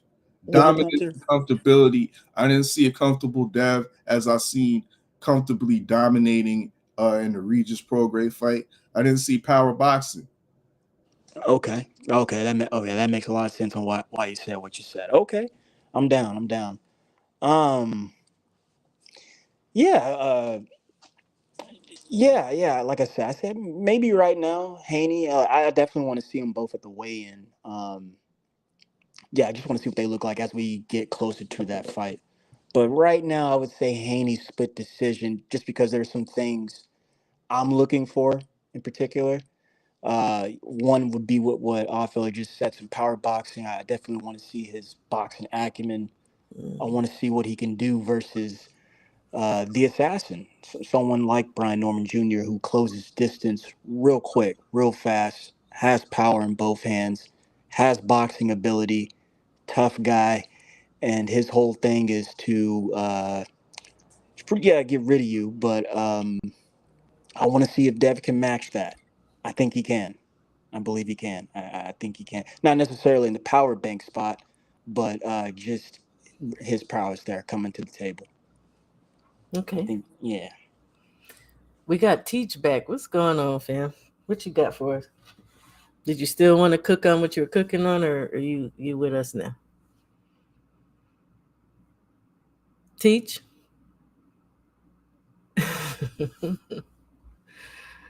I'm sorry you're having problems with the restream, fam. It sucks when you're on your cell phone sometimes. Just come in when you do. Um, for me, again, everybody know. I think everybody knows I'm rocking with the Normans. Um, but I do. I like Dev. Um, as far as the Ramirez fight, um, I was not upset. I mean, I was upset to the degree that I felt like he should have absolutely fought with the idea of what Oddfella said, is that, your last fight is what, you know, we kind of go by to kind of gauge, right? But I personally did take into account that he was coming off of a year layoff. Um, he was working with Shane and with Nate Jones, right? So a lot of people didn't like the footwork. I liked it. I just feel like it needs to be, um, you know, it, I've said before, 3 fights with a trainer, and then we see what you're working with. You know what I mean? Then we see the change kind of take effect. So he just has to keep working with the footwork. I did actually like it, because before I actually felt like Devin had this kind of antsy footwork. It was he has good footwork, but it was still a little like an apprehension in it to me. Like even in the Loma fight, like it's like he's like there's a little nervous thing in it. That's for my personal view, how I've always felt. So I felt like he was a lot more steady on his feet. I felt like he was trying to sit down on his shots when he threw them, and that he was trying to turn them over. Because I've also had some issues with feeling like Devin wasn't always turning over shots. Um, I feel like he's trying to get power, right? That's what I felt like. And I honestly felt like Ramirez didn't cut that damn ring, which he can, because I think Devin cracked him. Even though he didn't hit him as often as we would have liked him to. But could he have done a little bit better or more? I'll say. I'm not gonna say better. I'm gonna say, could he have done more? Absolutely, I do feel he could have. Yeah. Uh, Go ahead, Steph. no, I want to comment on that too. Can you hear me well? I feel like I'm getting background. It's Eh, you got static going on. I can hear hold on. you. Yeah, static. Hold on here. Okay, I think that's better. Um, Right. Yeah. I look at Dev the same way. There is some apprehensive to his game and his footwork, and I think that just comes from so many years of I don't want to say trying to be the perfect fighter, but I used to say this about him about when Dazin got started when I was watching him. Um, he uses his footwork and that athleticism to get out of trouble a lot, and sometimes it gets him into trouble. And then when he kind of mixes it all up, it looks a little funky when he's trying to sit down on some punches.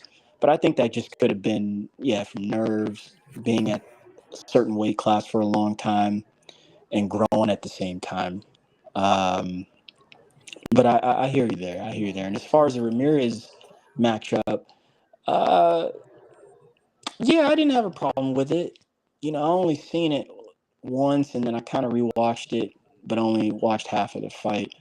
Uh, he kind of did what I expected. I didn't think he was going to trade a lot, especially when first couple rounds went by. But he was doing some good work in there, fella. Especially when he got close. I saw him release combinations, five, six punch combinations.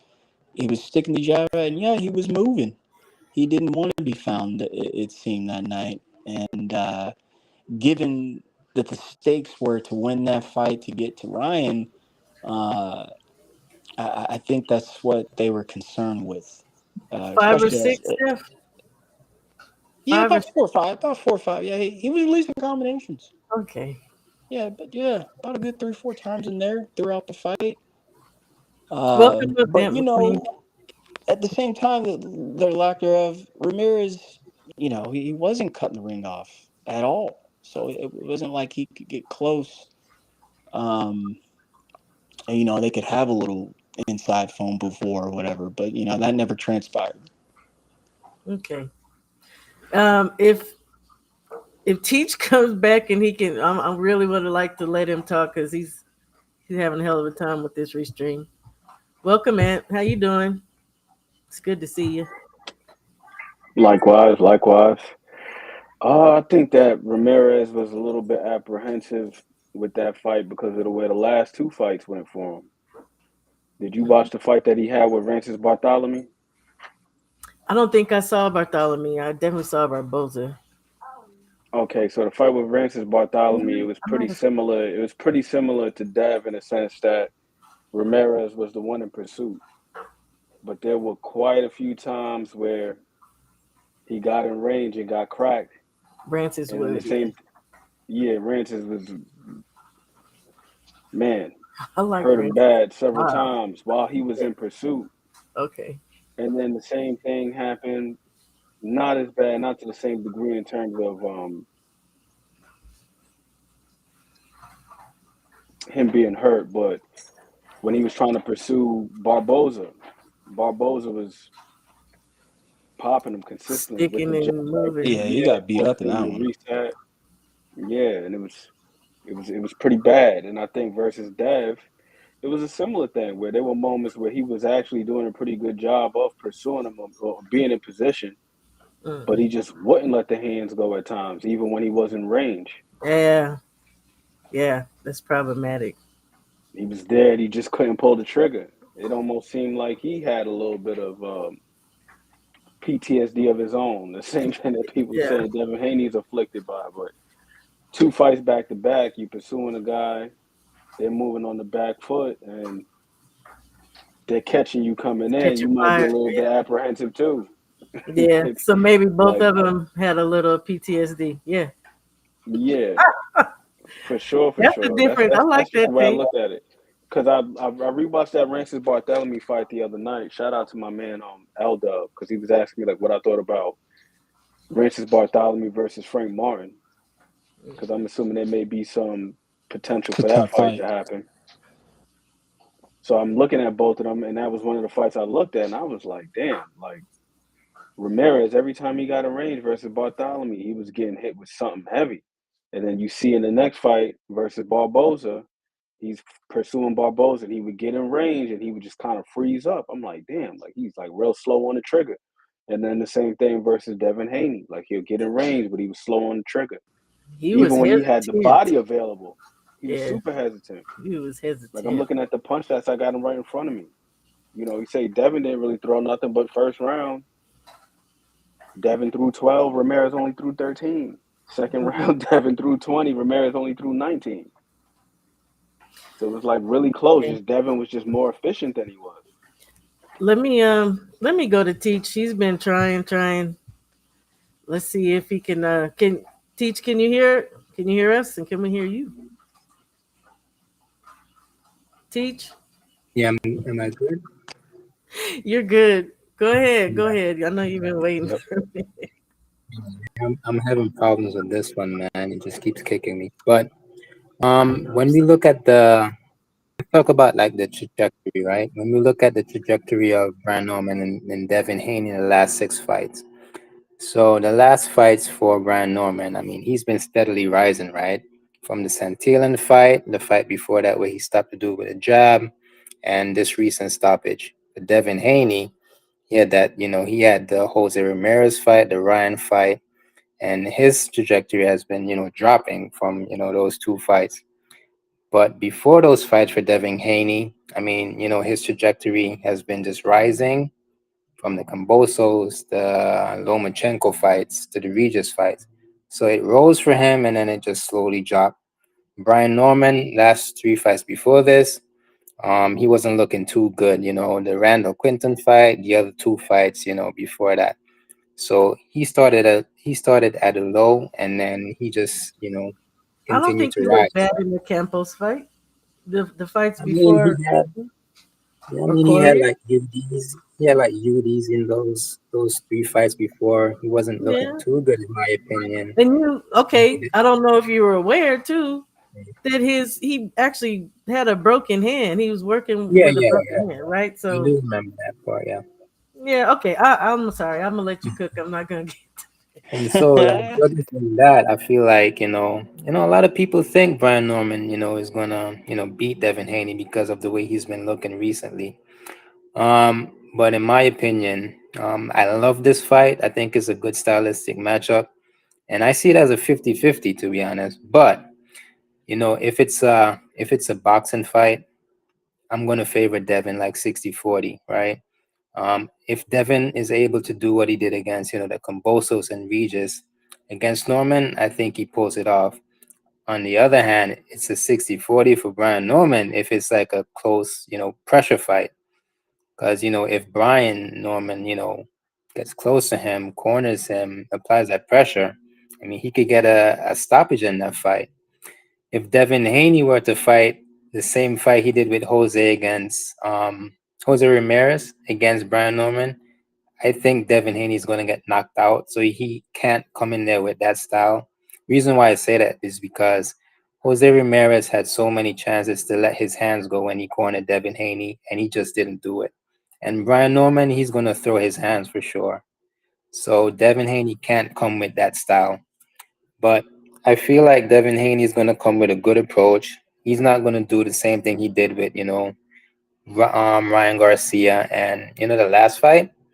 Um, and I'm hoping he comes with that same approach he did with Cambosis and Regis. Um, A and lot I of think hope I'm hearing. A lot of hope, brother. yeah, Go ahead. and I think I'm pulling for Haney, and I think he's gonna edge it. Remember Brian Norman, he hasn't fought like as a pro, hasn't fought anybody like Devin Haney, who has good defense in my opinion. Um, he hasn't been under the spotlight as Devin Haney. Haney is used to this. He's been in big moments, and I feel like this kind of gives him the edge over Brian Norman. Excuse me. I was about to. Okay. Well. I was gonna say one Um. thing. Go. Teach. Go ahead. And your turn. Go ahead. You mentioned like the Lomachenko fight, but for me, in terms of the uncertainty for Devin Haney, I kind of felt like that was the beginning of it.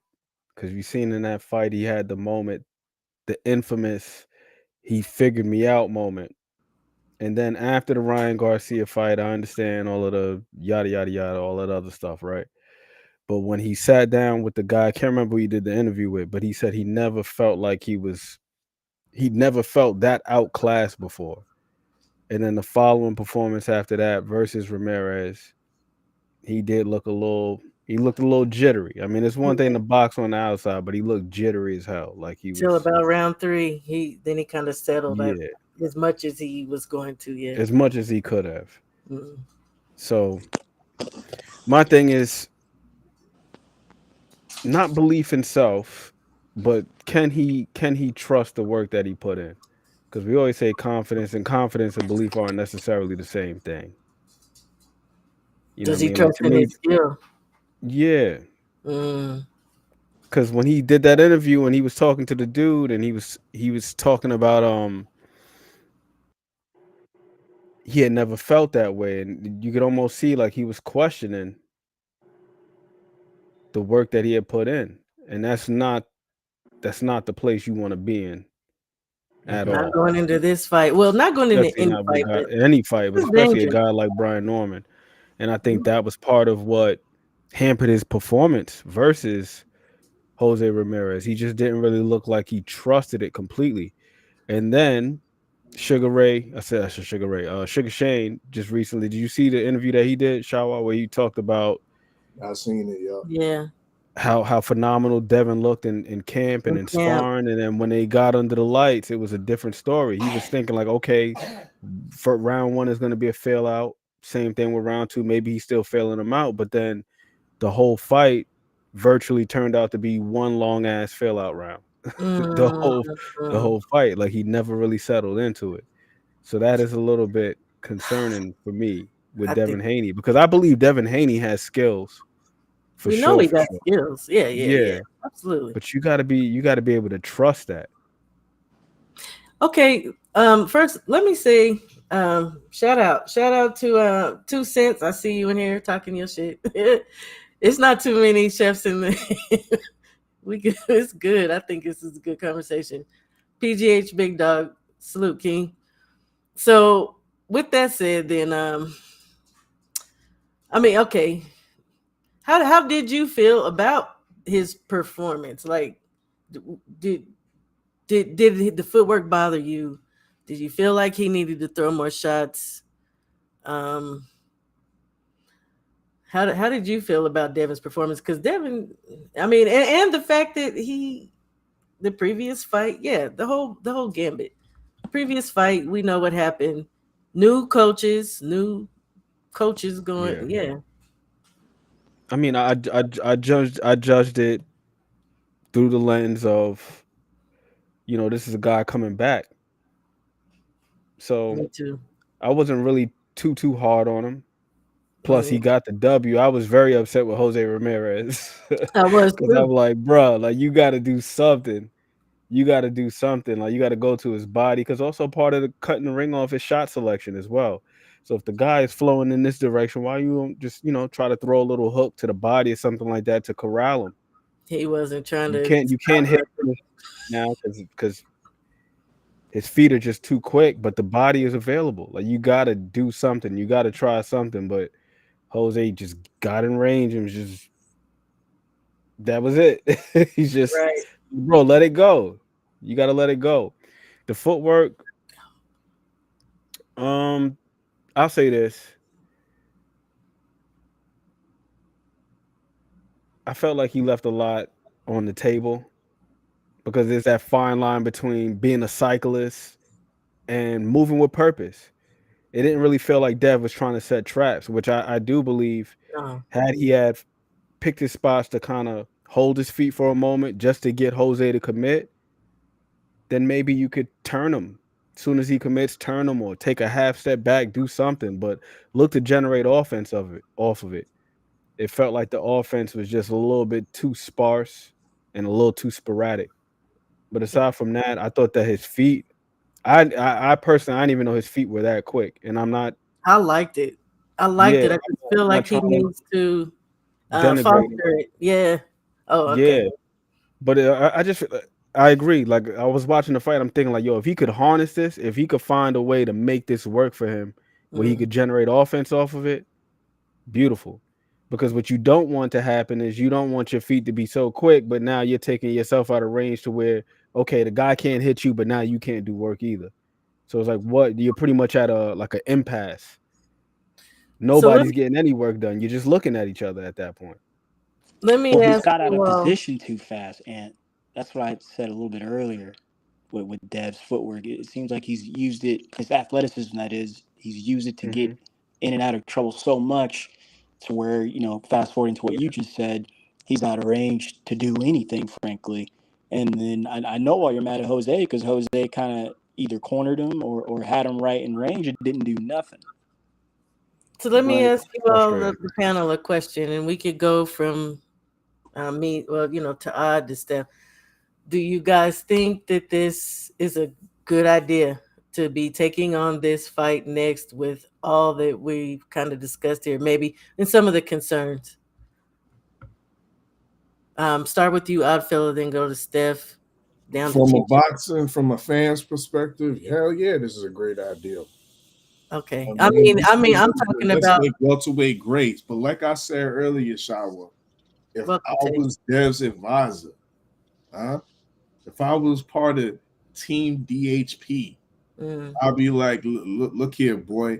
We gonna watch this Pacquiao Barrios outcome, and we sitting on this number one WBC spot, and we'll wait for that fight, and we see we'll consider Barrios Pacquiao and take them as a tune up before we go into the real smoke and Brian Norman Jr.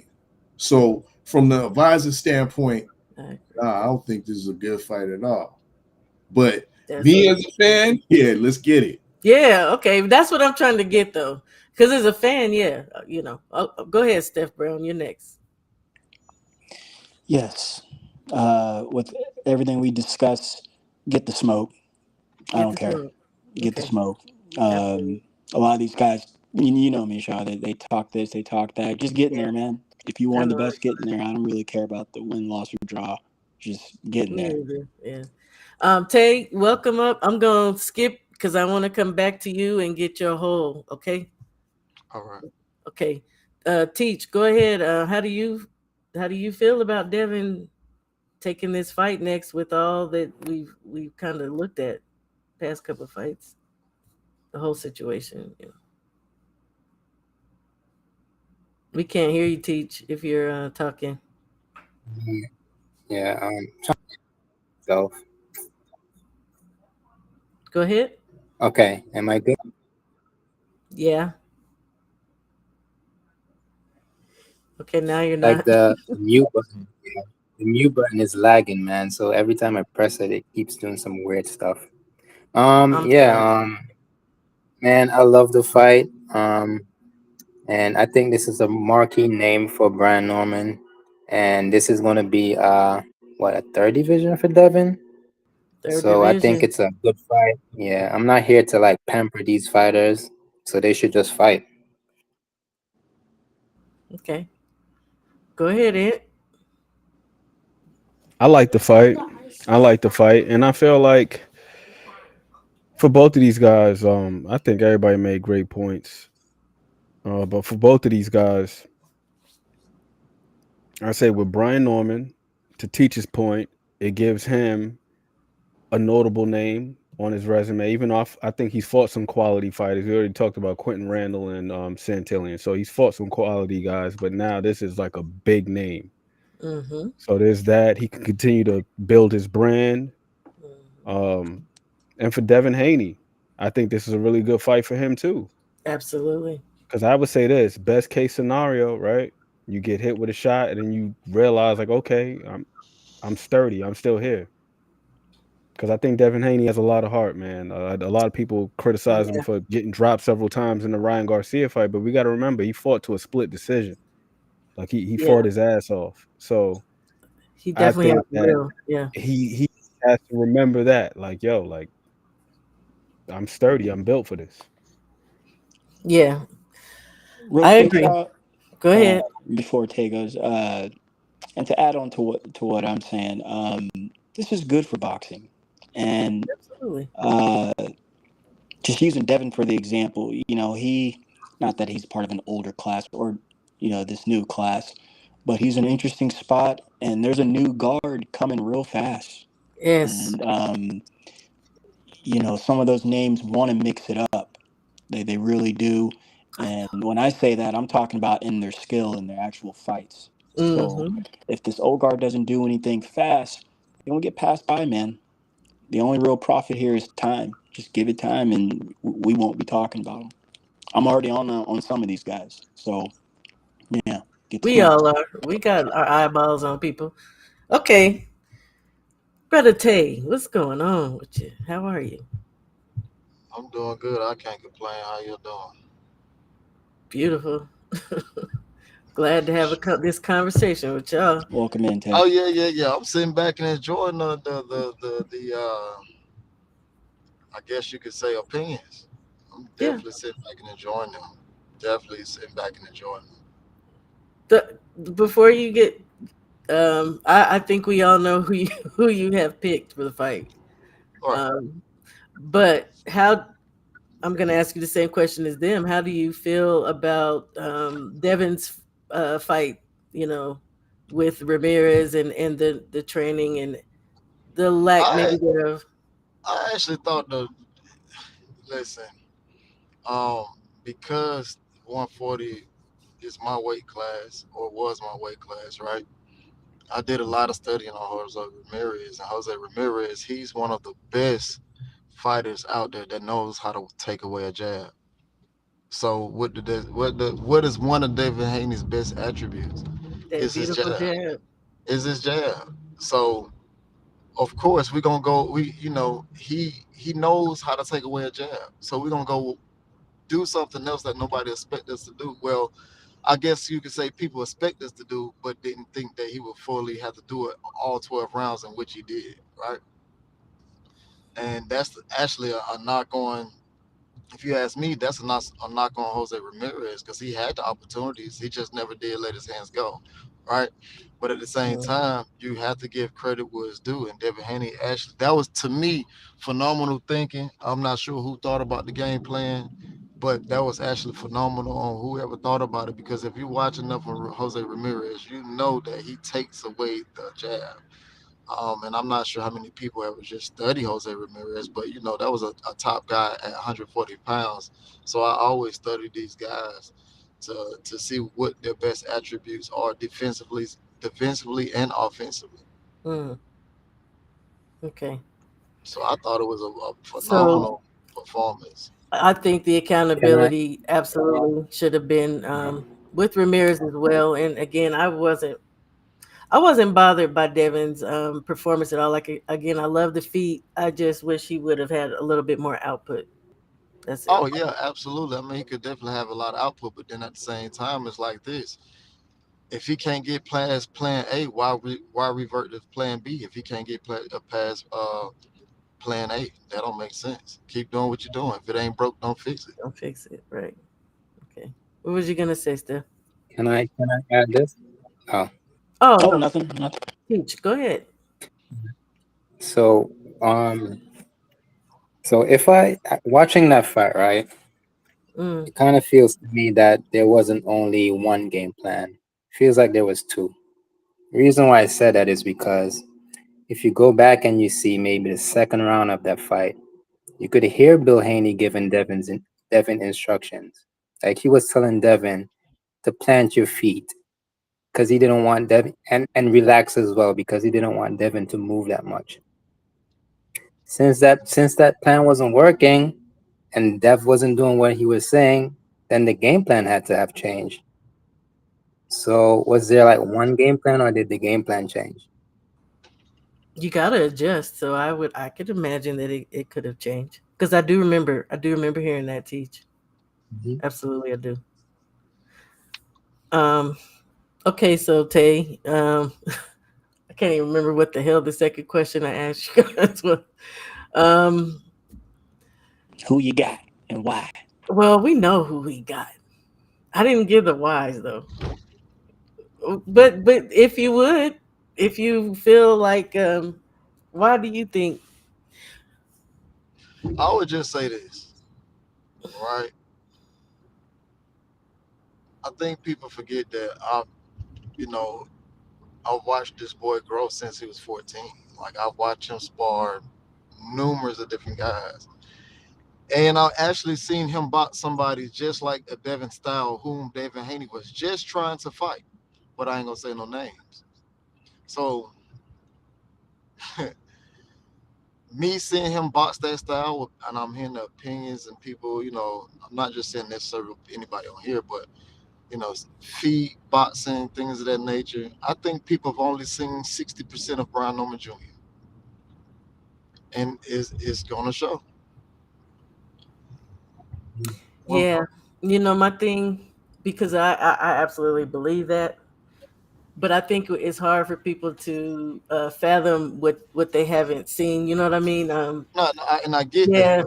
Yeah, yeah. I get that, and that's why I said I just wanted to put that out there. I literally just seen. No, I ain't gonna say just seen, but it's been been about maybe 2 3 years. But he bought somebody just like Devin Style, just like Devin Style, whom Devin Haney was recently just trying to fight.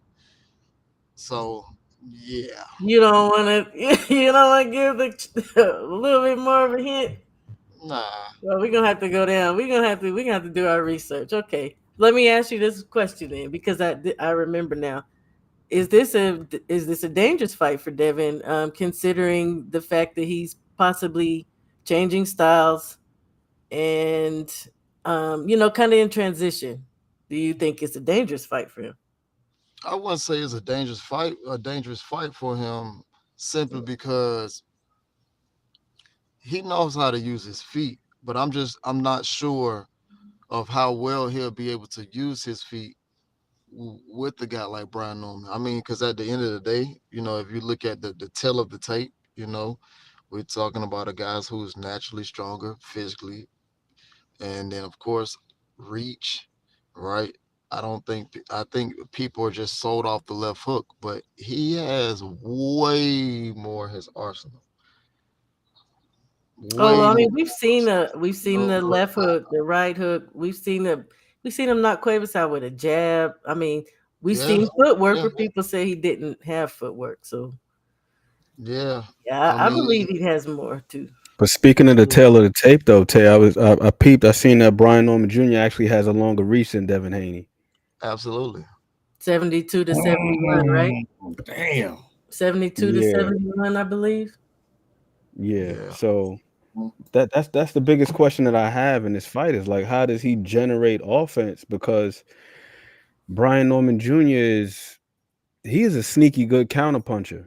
People could say whatever they want about Sasaki, but that knockout, that was a counterpunch. Sasaki went to stab to the body. He caught it on the right elbow, came back with the left hook. He got a I mean, nasty little catch and he shoot picks game up with him. things quick. He picks up things very quick. He noticed everything he would do, Sasaki was trying to do. So he literally set him up, and this is his words, He literally knew that Sasaki was going to do the same exact thing because he was trying to do the same thing he was doing to him. And what does So that indicate? that ring IQ. Thank you. A lot of people have been doubting that, and I think just watching them, you should be able to see that it exists. It's there. What is it? Shout Like out I to said before, ATX. it's just that for me, like I said before, not just because it's a little brother, but I've had the opportunity to see him spar these guys, big name guys, very big name guys. So I've had the opportunity to see this, and seeing this, I mean, it's like, how can I say it? I think people gotta if you go back, if whenever you get a chance to interview him, just ask him about coming up. There was guys, literally grown men, not wanting to fight him. That's one of the reasons why he went pro early, because he couldn't get no fighting amateurs. I heard Senior talking about that. Yeah, yeah, You know what yeah. I'm saying? So Mm. uh, he's literally been sparring all different type of pros. So I mean, this is for me, knowing him. This is nothing but another day at the office. But the work ethic, I think people sleep on the work ethic. yes, Devin is a hell of a fucking boxer, right? But at the same time, people have only seen 60% of what Brian Norman can do. Now, if there's somebody who really wants to box, such as a Devin, I guarantee you he gonna box him too. Yeah, and I kind of wanted to ask people what they thought now, if because I think people expect Brian to be this pressure fighter, all pressure, all gas, and I mean, what would happen should he not?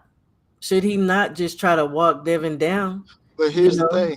Here's the thing. So what people don't know is he's taught by his father. If they don't belong in the ring with you, you know what to do. And once he sensed that a guy don't supposed to be in the ring with him, good night. you got to get him up out of there. Exactly. 2 cents said, let's see that. Salute, Red ATX. Well, yeah, we'll see. Yeah. We gonna see it. We gonna We'll see see. it too. Hey, like I said before, I won't be surprised. You know what I mean? But this is a hell of a fight. At the end of the day, this is still a hell of a fight. You know, you It got is. a damn great fighter Yep. in Devin. He has tremendous heart. You know what I mean? He has tremendous. I don't give a damn. You know what Ryan was on, and stuff like that. You know what I mean? Because like I say, I was probably one of the only ones who didn't talk about that because getting knocked down in the fight, it's boxing. The shit happens. You know Yeah, what I'm saying? It happens. It happens to the best of them. But at the end of the day, what shows me is getting up he and the got up. amount of time he got up. That's what matters. So we know he got dog. That's not a Yeah, question. That's not a question. absolutely. That's what I was saying. That no matter what people think, it's clear that Devin has a will. So and Oh I yeah, would venture for to sure. say he got a beard, y'all. He did not get knocked out.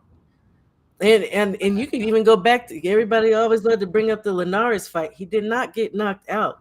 The child has a beard. I don't want to call the man has some sort of a beard, and he has a tremendous will because we know his legs wasn't under him. And I still venture to say after that first knockdown by Ryan, like he was woozy throughout the whole fight, and he fought his ass off. And not only was he taking lefts, he was taking rights.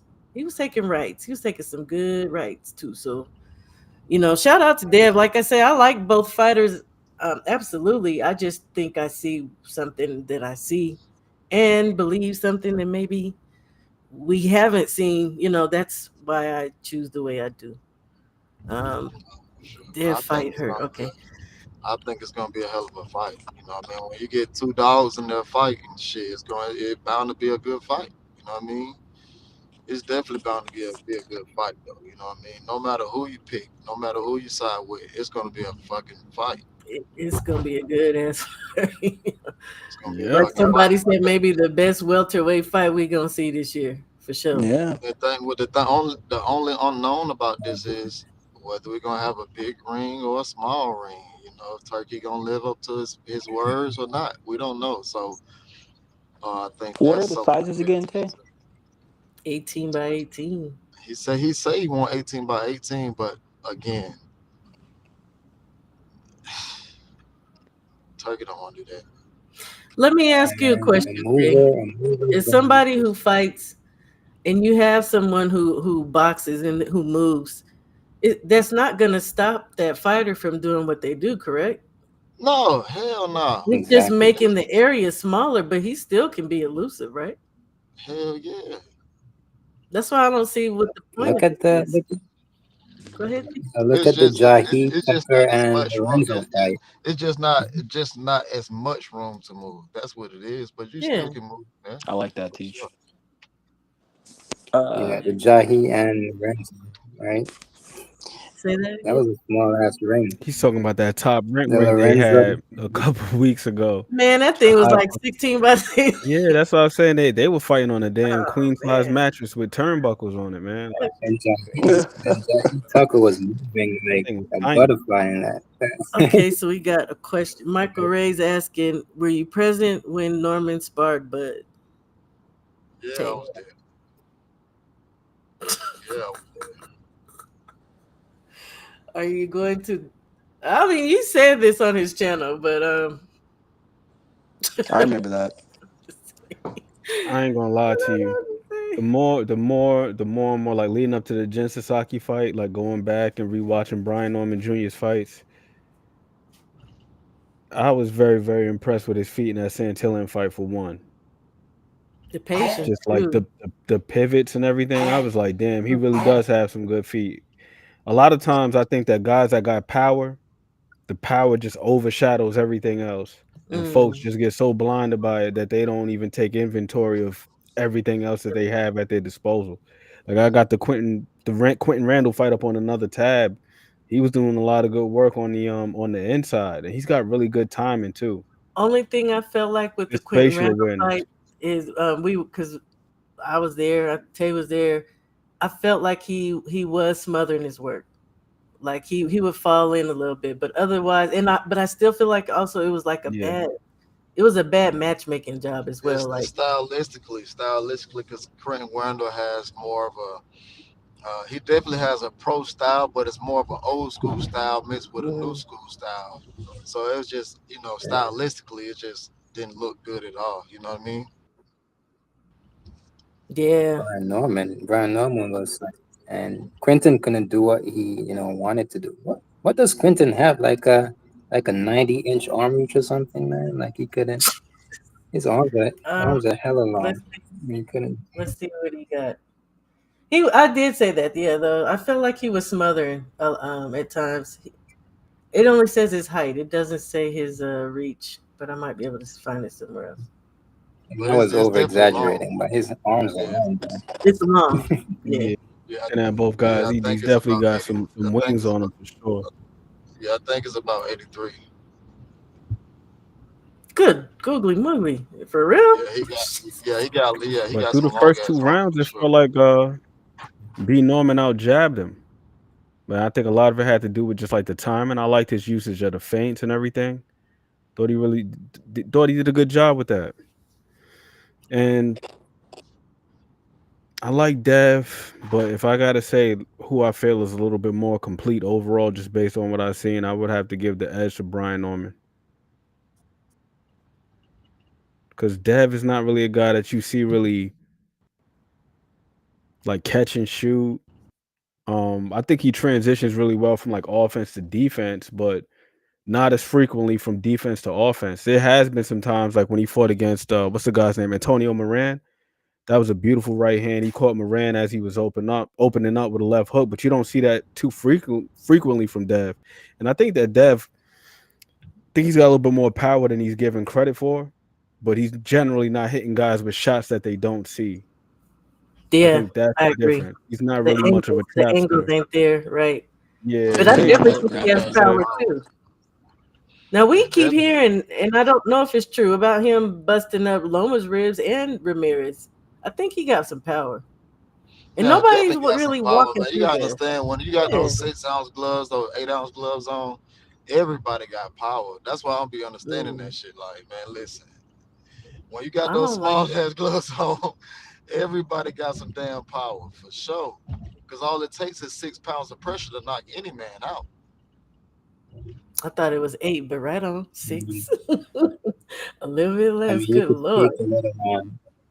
speak a little on Devin's mentality as well, because I mean, I thought he could have stopped Regis in that fight, but he just pretty Yeah, much outboxed him for 12. Yeah. I think that we heard that he chose not to, didn't it? Because his son was in the front row or something of that nature. I know and how Bill true that also is, though, told him to be a little bit mindful too, because of Regis's power, but okay. So which is smart. I mean, if you ahead and you got a wide lead, it's like no overkill. yeah, there's no need to gamble. Give this guy any opportunities because I felt like Regis fought the wrong fight. I thought he should have fought a fight similar to the one that he fought against. Did you see his fight against Carol Rillick? I thought he did a pretty damn good job in that fight of allowing Relic to give up his height and his reach and allow him to fall in.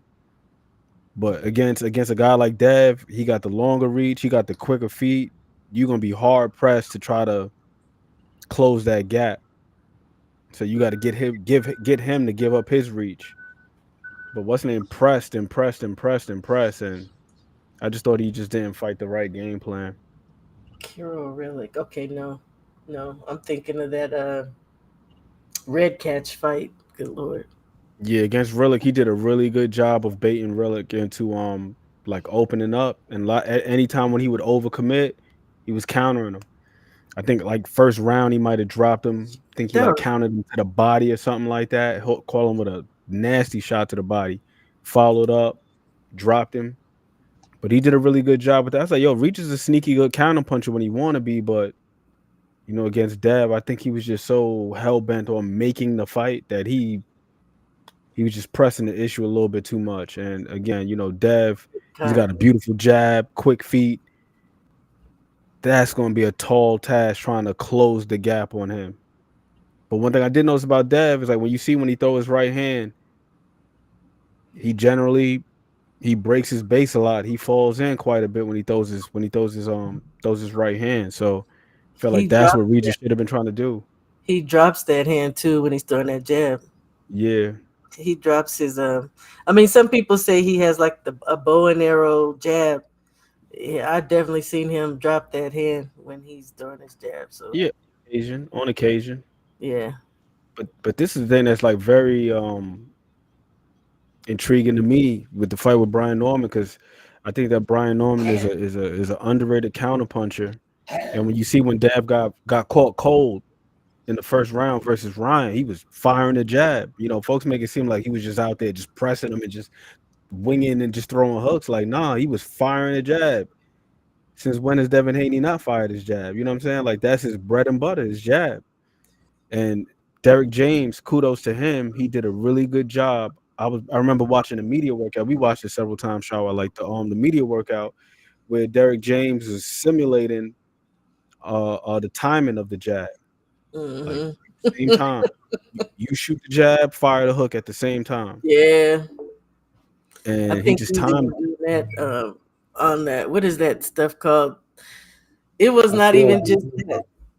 It was something else too that he was doing that just in during training when they would show different clips hmm during the lead up to. Yeah, yeah, yeah. yeah. You can see a He lot had of he stuff he was teaching Ryan. Yeah.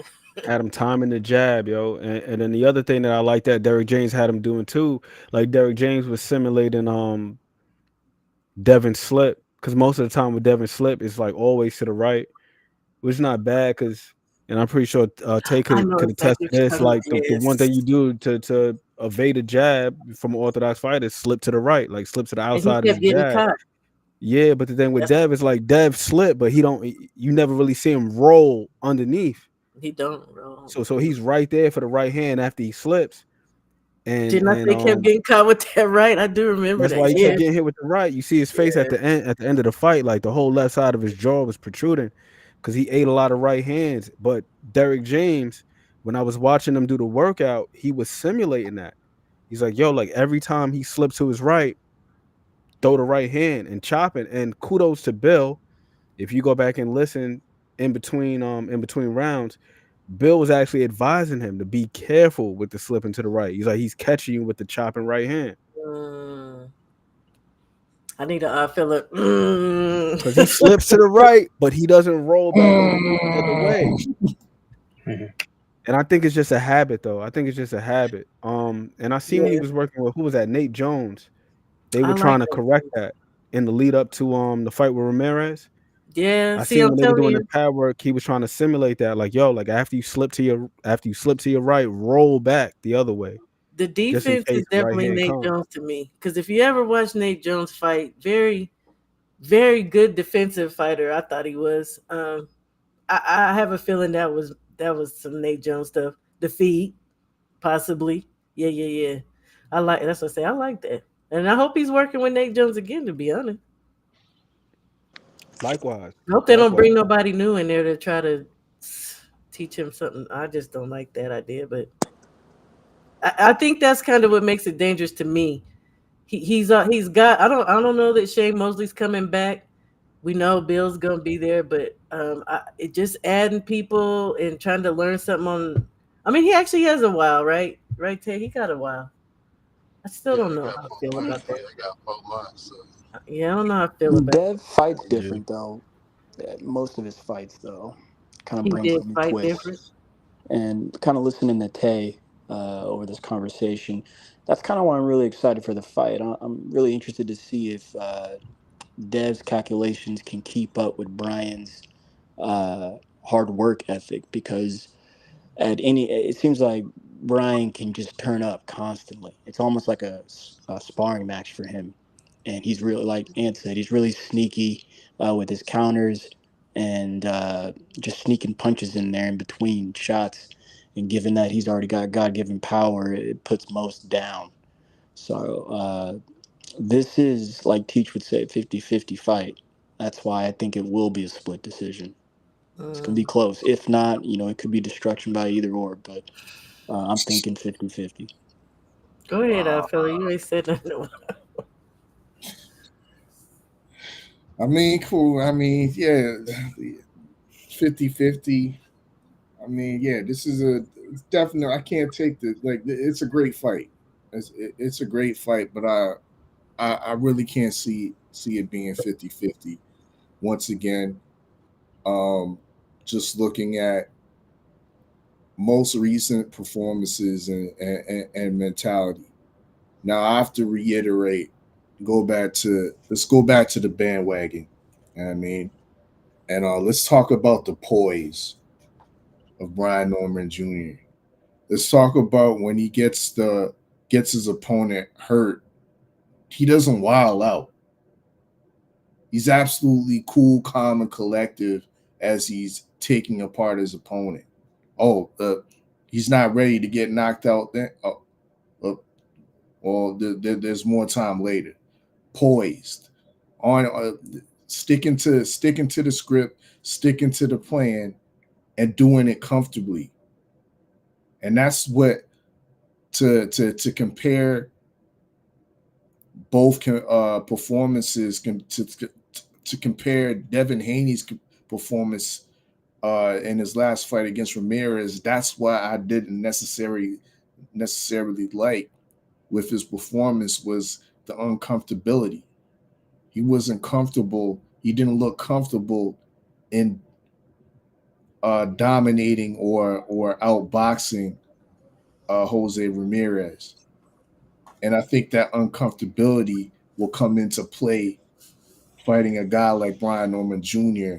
that has all the poise in the world, the cool, calm assassin at any point in time. If you slip up, I mean, you're out. Yeah, let me just add real quick May play because heavy on the mind of a man that might not be mentally as confident as a champion right now. you're saying poise, and I call it like he's relaxed, he's patient, right? Um, I always say like Mike taught me that Michael Ray, when these fighters are more relaxed or poised, as you say, it's like they can see what's coming. You know what I mean? They when you take your time. I used Schofield as an example in the fight. It was a huge difference of him being patient and taking his time, or being poised, if you will, and watching. Again, there's something about a fighter who uses their eyes, and they take their time, and they're relaxed. And then it's like they can see the shots, then they can pick their shots better. So I absolutely agree. These last three fights with Brian, it's like and Santillan was the first one. It was just amazing to be like, why is this dude so calm? And he's been riding with that, and I love it. I love that patience. It's beautiful. Yeah, but Oddfella, due respect, Chen Sasaki is not Jose Ramirez. And I just think, you know, when we're comparing their last couple fights like that, I just think it's a whole different challenge. I'm not trying to take away from Brian's awesome win there. I'm just saying that's a different situation, given what Devin was dealing with and what he was coming off of on. I think that's why most of us were kind of comfortable with the performance. But I do hear you on what you were looking for, and that's just supreme confidence. But Once again, unfairness. It's like you only can rate or speak on the people that they put in front of you. Right. You know what I mean? yeah, I just did. Ramirez wasn't put in front of a name like Jose Ramirez that was a unified champion at 140 wasn't presented. He didn't come with the bag. He didn't fly from Fresno or San Diego, where the fuck he's from in California, show up with a letter of intent with a bag behind it to say come fight me. He didn't do that. Jin Sasaki did though. And Jin Sasaki is a Japanese foreign fighter. Are we kind of discrediting the Japanese school of boxing? No, I'm not saying Sasaki's on any type of level reached any type of accolades that Jose Ramirez has, but at the same time, I think it's unfair to compare those fighters' resumes. You can compare their performances, but the fighters' resumes, once again, I think that's that point's null and void because they're in two different weight classes. I mean, let's base off what they're doing in the weight class that they're in, and not from the previous one. If we're comparing uh, what Brian's doing to Devin's doing, that's all. That's how I'm coming with it. You know what I mean? Performances over just the resume, right? Um, yeah, that's how I see it. Jose, As a whole, you yeah, said, yeah. as a whole, um, yeah, Jose Ramirez, like Let me see. we got to base this off of just the based off of just performances because even though I was expecting Devin to be more of a power boxer, to be more comfortable and more offensively dominant, didn't mean that I expected Devin to knock him out. That's not that's not his skill set. That's not his forte to be uh knocking knocking fighters out like that. Right. But when I'm rating Devin, I'm like I said, I expect to see power boxing, and at one point we all felt that Devin Haney, and we probably do still feel. I still feel that Devin Haney is a pound for pound talent. When I speak of you in the pound for pound, uh, uh, pretty much essence of being pound for pound, there's I'm giving you harder critiques than your average fighter Mm. because No, there's a standard. I expect more from a pound for pound fighter. Yeah, you do. That's been there, that's been collecting accolades, that's fought uh, many great fighters, that's been through the Lomachenko test and cleared that. That's been through that washed Regis Prograis. He's gave us a lot of examples of greatness and dominance, and I just haven't seen that in the last couple fights. And particularly, we can't count, but we ain't gonna count the Ryan Garcia. But what we saw in the Ramirez fight, uh, we got to credit. We got to count that. You know what I don't like though? I don't like that we don't count the Ryan fight because he actually did good shit in the fight. I mean, we know something bad. Like, okay, yeah, I'm gonna shut up. I'm gonna shut up. No, I'm right there with you because You on that? we got to factor in decision making. Decision making. You know, you can say it was this, that, or the third, but decision making is a part of boxing. You know, as far as tactics and application. You know, Yep. like first round, it was rough. It was shaky. Yeah, Two he through never six, lied. but pretty damn good. I thought he did a really good job with the feints and changing up the cadence on his jab, keeping the guy off his heels. I thought he did a pretty good Yeah, I job with thought that. he ended up in trouble a couple of times, especially once. Yeah, But that's why I hate that. I really hate that be the whole situation. But go ahead, I feel. I'm sorry. I just had to Yeah, interject. no, so yeah, it's the type of performance that you're putting in, and yeah, well, once again, Jin Sasaki ain't on the levels of, or doesn't have the notoriety, so to speak, over on this side of the pond. So we can easily discredit. Oh well, who's Jin Sasaki? Why is he? Oh, why did Brian Norman go over to Japan to fight him? But he was highly ranked. Um, he was. I don't know if he was the mandatory challenger, but he was, once again, he was highly ranked in that division. And some may say, not me, some may say that he deserved to be there.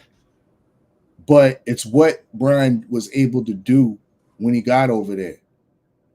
He traveled how many hours across the world to go to Japan in the new time zone and completely dominate Jin Sasaki in his hometown, in the comfort of his own home.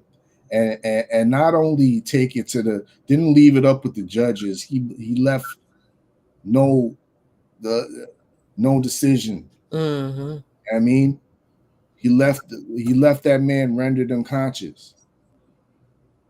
He took That away their ability to do anything but give him. Yeah, yeah. yeah. So yeah, you got to rate that compared to what Devin Haney has done in his last performance. Mm-hmm. To me, that yeah, you gotta you, you gotta sort that out, so to speak.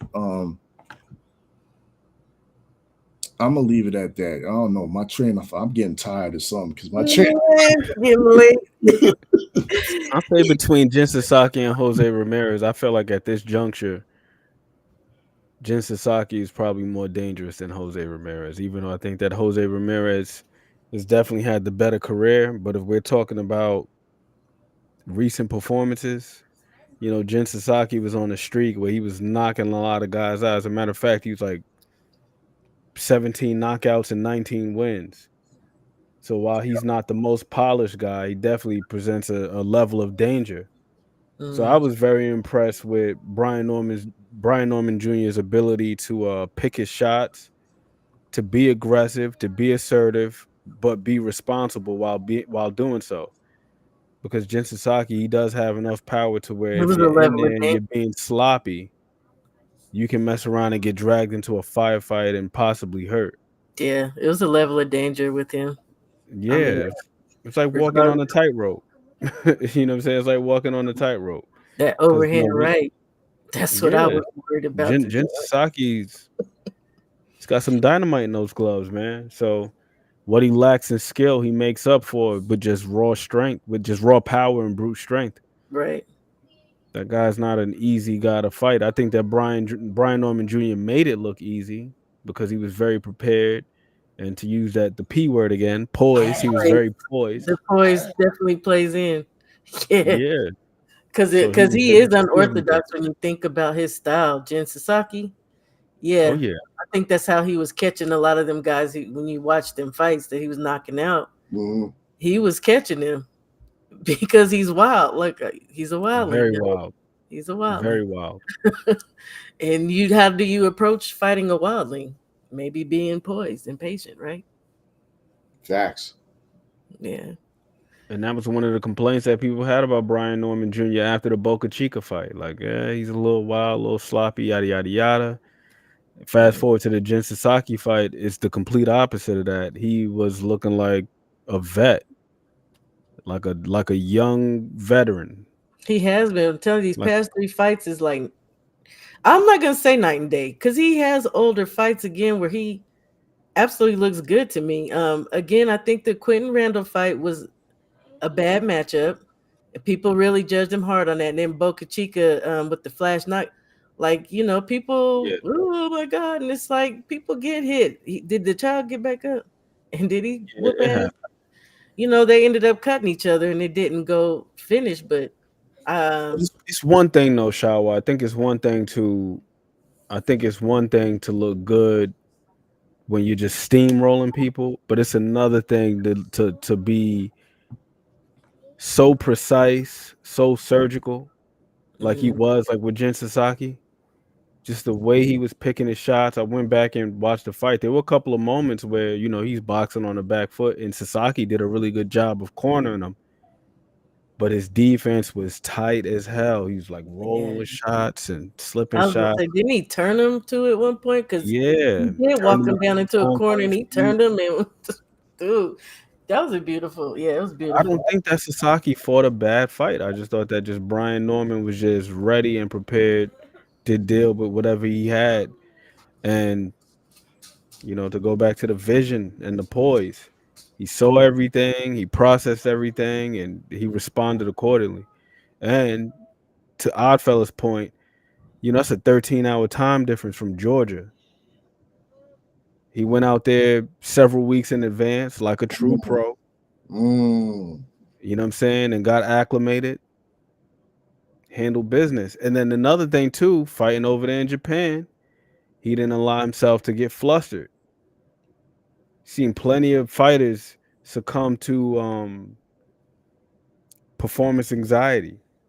What's my man's name? That the sparring king, The Kevin, sparring. Kevin Thunderstorm Johnson. You hear all these stories, and we've seen videos of this guy sparring some of the top names and giving them good work. And then you see him fight in an arena, and the confidence is just not the It same. doesn't translate. Just getting overwhelmed by the moment. Mm. Just Another think about thing that being in makes front me of thousands of people, and then there's the possibility that you can get embarrassed. Like I couldn't even Teach imagine said what you that, guys didn't go he? through. Didn't Teach say he didn't think that he said that possibly the lights could be too bright for Brian? I don't think so. nah, Nah, I don't think that's so. pretty bright over there in Japan. I think they were bright, and I think he was ready to step up to that. You know, I mean, like I said, the kid's 24, and he seems well beyond his age. You know what I mean?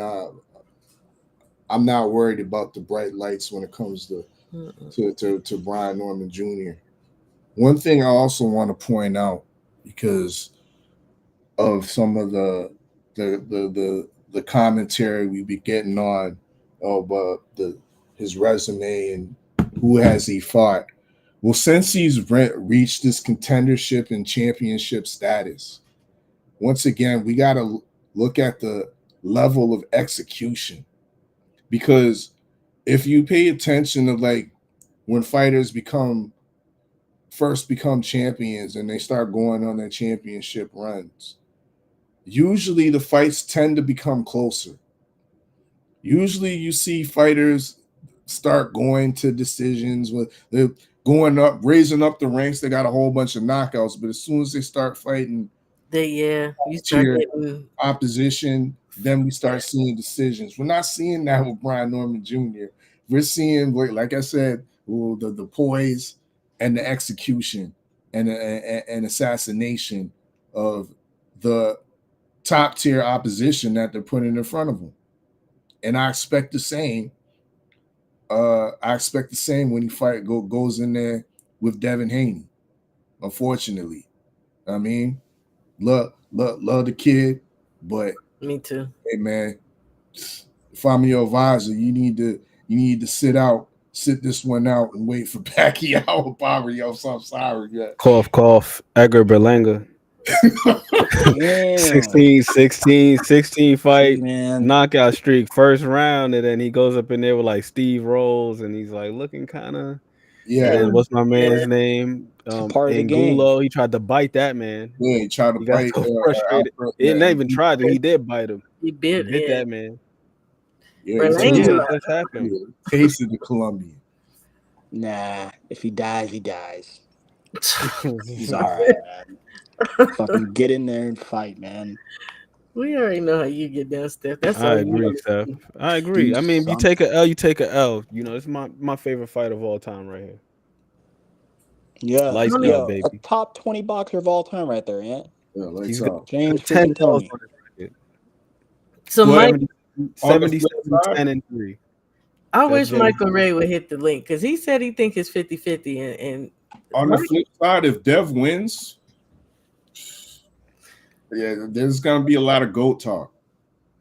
oh for Eh, Oh Devin, yeah, yeah, yeah, Yeah, yeah. there's gonna be a lot Big of GOAT yeah, division. talk. big not Undisputed worried division about it. champion, yeah. champion at 140, and then to take out the consensus head honcho at 147 right now. Yeah, but he's not GOAT of all time. Get up out of here with all that. Yeah, Not but even he's close. saying that Yeah, we was don't need to jump the gun. I'm with Steph. GOAT talk. There's only niggas goading him. it will be the talk. That's Steph, for you real, know that. bro. Mm. Niggas are already goading him right now. But if he Oh lose, my then they're gonna be gosh. talking about who is Brian fought. You know, y'all know how this go. If he beats Brian Norman Jr., all that the whole the Ryan Garcia cloud that might be still lingering a little bit, that all goes away. And it will be GOAT talk. It'll be and you can solidly put Devin Haney in your top 5 pound for pound. So let me ask y'all this then: if Dev is to lose, where does he go from He's there? still right where he's at, Shaw. Yep. I'm saying, yeah, who would be a good fight for him? He's And then still got that list. we talking about some Oh, the rematch still the cards list. out there. Still got the list. Still got the list. You're right. Still there you go. Still got the list. Go Doesn't on, work matter, it out, guys. Steph. Yeah. Still got. Dev And one of is them niggas on the list, he should have another nigga he should have targeted was Rolly Romero. I thought Rolly that said would he be didn't want to fight him. I thought. fight in Vegas. I thought that would be a good fight too, but I could have swore Rolly said he don't want to fight Devin, even after the whole Ryan didn't want to fight him no more. I'm pretty sure I thought I heard Rolly say he don't want to fight Devin, which is sad.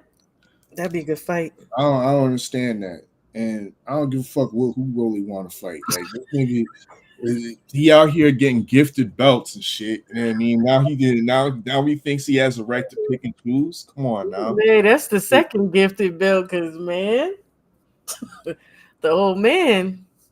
He about to be in He had the body. Hall of Fame for holding like a 3-time Reggie belt champion. GOAT.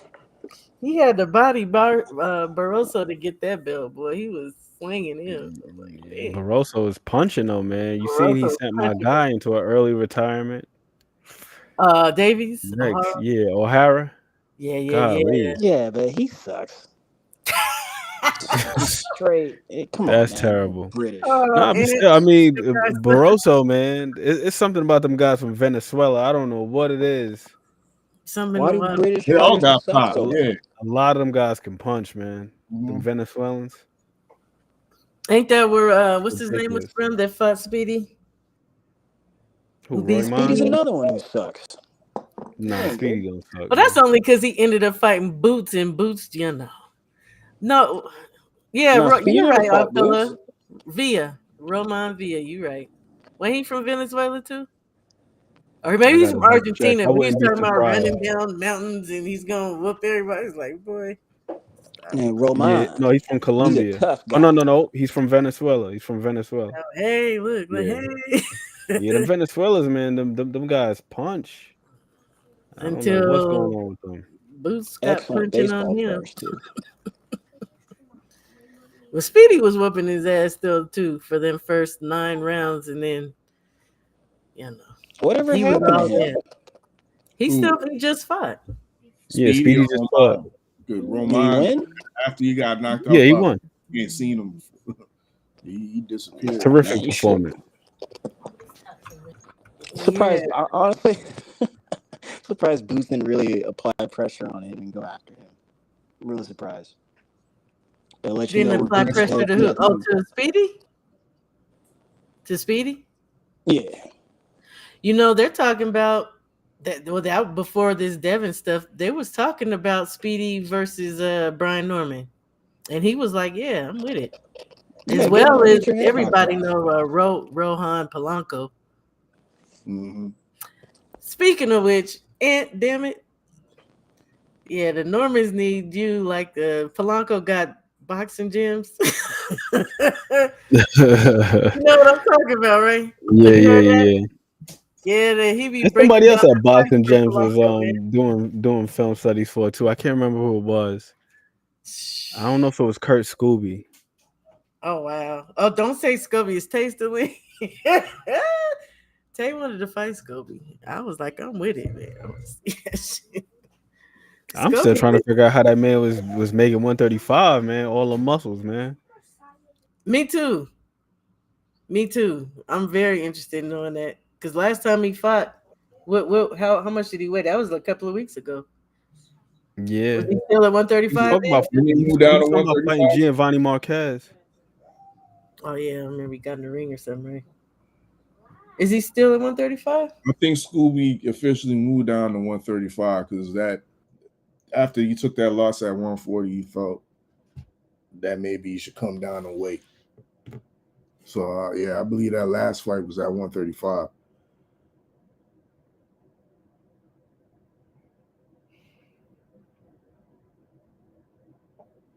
No, it was at 40. Oh, it was? Yeah, but he's still. I Last mean, one? he's just so stocky. Yeah, yeah. At 140. The one before that was at 135 though. And then the one But before that was that in may have March and then been it went up to 40. Yeah. That was a pretty good performance from him versus Haskell Rose. Pascal. That's a Yeah, pretty I good think so. performance, yeah. I think so too. I was Did looking you for see Rich. Bertagaziev got knocked out today? Is that what you sent me on the Yeah, IC? the dude from Russia. Was He's that the like last 13 fight? and 0 undefeated. Yeah, he lost to Jazza. I was watching it, but I wasn't. That was the last fight on the card.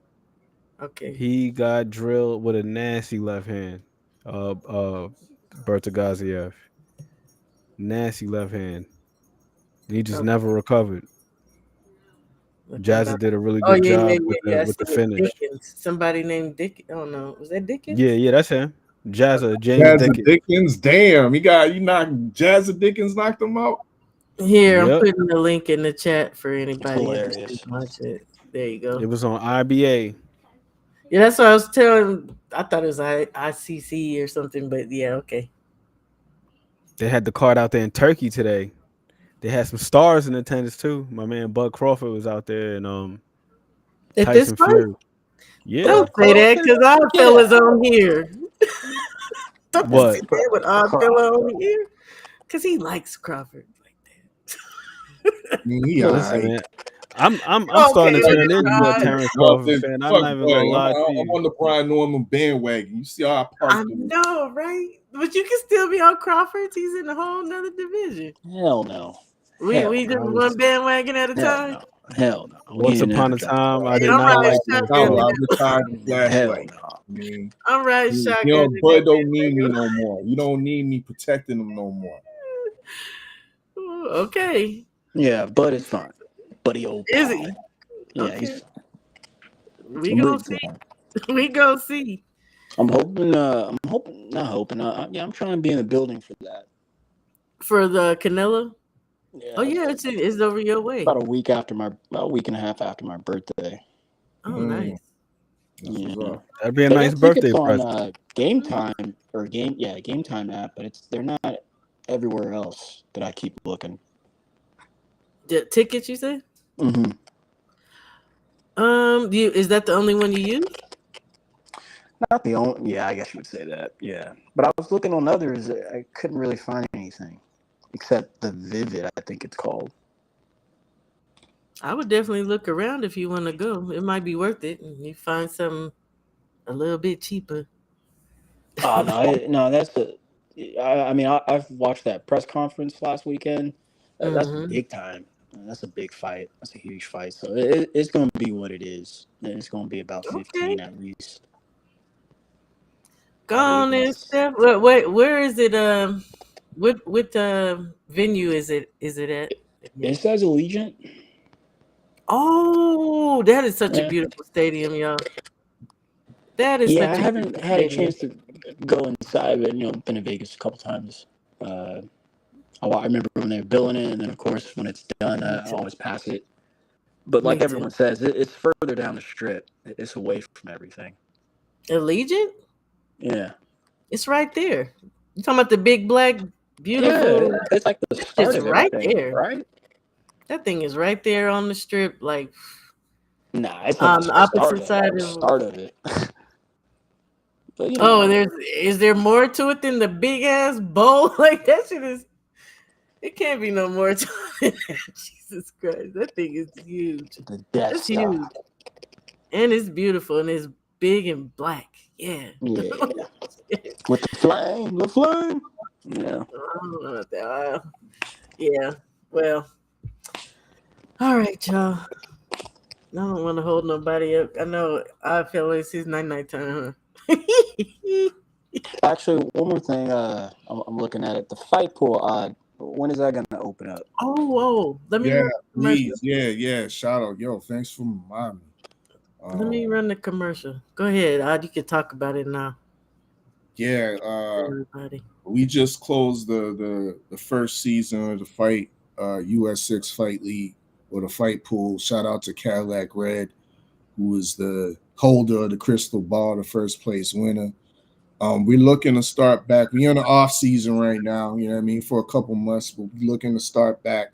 Season 2 will be back the beginning of September. So look out for the exact dates in September. Where we will commence the pool up again. We're looking for new faces, definitely to join the fight league. And it's not just even about pick'ems; it's the camaraderie in the chat. We have the league chat, and there's so much information, boxing information, being passed around. So much great conversations being had in the chat. So it's not only joining a fight pool, but you're almost joining a little sub community of real boxing fans going back and forth all day, every day. You know what I mean? So yeah, be on the lookout. September we're starting season 2, and we're looking for at least this time we had 15 players. We're trying to have at least 25 to 30 this time. Okay. I don't have. You have to do a commercial for that. But I did suggest that maybe you need a secretary this time. I know that was a lot of work for you. I don't have the video for that. I No, got it's not one good. for the find the boxer, and I'll run that. But yeah, it's fun, you guys. It's a very good time. Even though I sucked this season, Nah, kind of like Red's You came hilarious. with I know it's a you was good. making moves. You was making moves at the last couple of weeks. You was, in the beginning and at the very end, and that didn't add up to spit. Didn't add up to spit. I was second to last, y'all. Yeah, it's all good though. I had fun. I had fun. third to last. No, fourth to last. What you talking about? Because them last three, like they wasn't participating for the most. That don't count. Hey, that counts to me.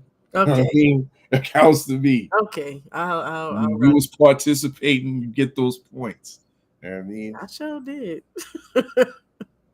And yeah, Sure did. Study long, study wrong. No, I gotta remember that. honestly, like I said, because we did the award show on the Beltway, and we had an award for the person or the player that hit the most double points. It turned out to be Red, but you came in second. You had 3. You hit for 3 times for double points. So Did I? yeah, I only remember one time I did, but I had to start at my show, so I did miss out on the last of the award show. But so second runner up ain't. I want number 1. I want to go beat up on Red. That's what I want. Red is rotten, and he won the whole damn thing. Red. Ooh, you're gonna be talking hella shit forever. forever. You ain't never gonna let this down. You know what I mean? Remember that time As when you I was shouldn't, because we be always cutting them off on the Beltway. I mean, so He's now we got hilarious. to put some respect on his name. Rich 83% man. winning percentage right Do there. we gotta? Good Lord. Shout out to you, T. Thanks for hanging in. I'm sorry that this restream was acting up on you, fam. I wish. I don't know. I hear sometimes it works on people's phones. Sometimes it's better on their computer or a laptop. So I don't know. I'm sorry though, because I know you be cooking. You know what? Nobody cares, Joseph Townsend. Nobody asked you. Ugh. Look, I'm gonna play this commercial. I thank y'all for coming up. We do need Thank you, that sister. commercial though, I feel. You guys want to give any last words? I appreciate you both. Appreciate all of the rest of the gentlemen coming up. And God be with you guys. I'm going to catch you throughout the week. Happy holidays. All that jazz. Same to you, Steph, bro. Most high be with you too, great brother. Indeed, respect. Thank you for inviting me to the show. Always love conversating with you, Queen Shower. Salute to Steph. Always a pleasure to be on a panel with him as well.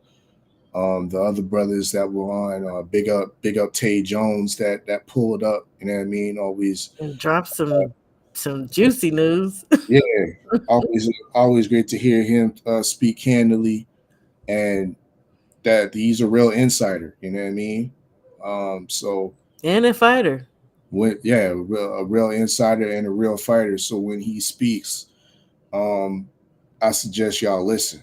You know what I mean? Because he just ain't coming out of a left field with it, or he's not even coming from nowhere near my perspective. Because I ain't no professional boxer like that. You know what I mean? I'm just a guy over here trying to, you know what I mean, make some shit shake and The talk professor. boxing. You know what I mean? You the So, professor. so yeah, when he opens up his mouth, make sure y'all listen. And when the queen opens up her mouth, make sure y'all listen too, because the queen be doing Queen Shawala, y'all be doing these heavy research, putting us on the fighters that we don't know before the pool. And I was presenting pick'ems with fighters that we didn't know about. Shaba was presenting us with fighters we didn't know about video wise, you know what I mean? Giving us that real content. So make sure y'all continue to support Shawala Yah. Make sure you subscribe if you haven't subscribed, and run up those watch hours, you know what I mean? Because we know that's important to us content creators, to get people watching our videos that actually make us feel appreciated, that we didn't crafted a video and it might have took Should a be good minute, fine. you know what I mean?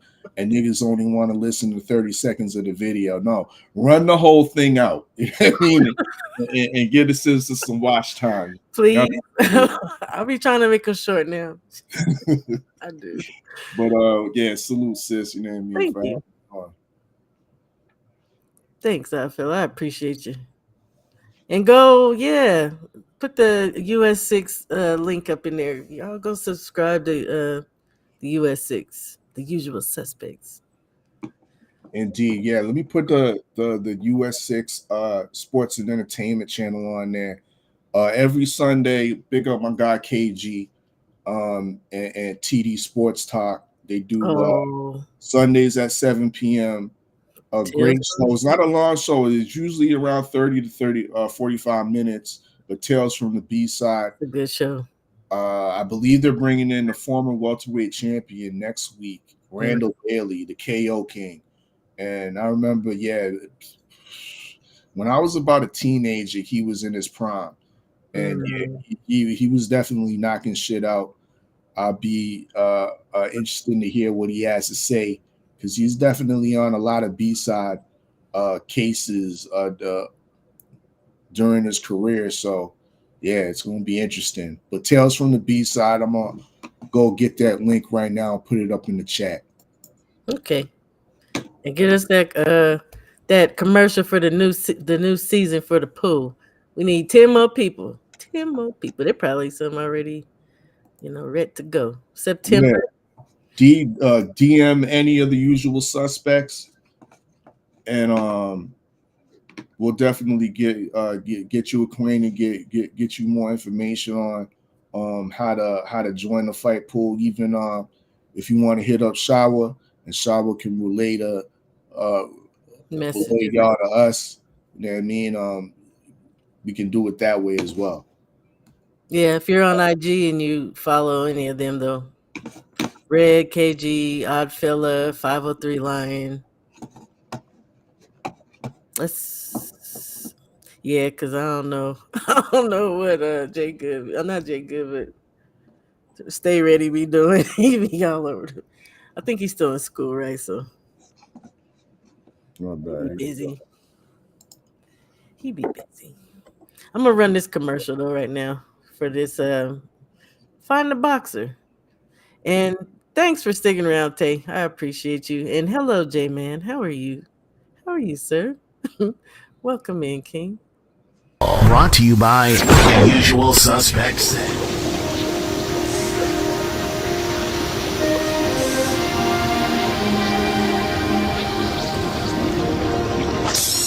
It's the Find a Boxer game, and we looking for the big fish.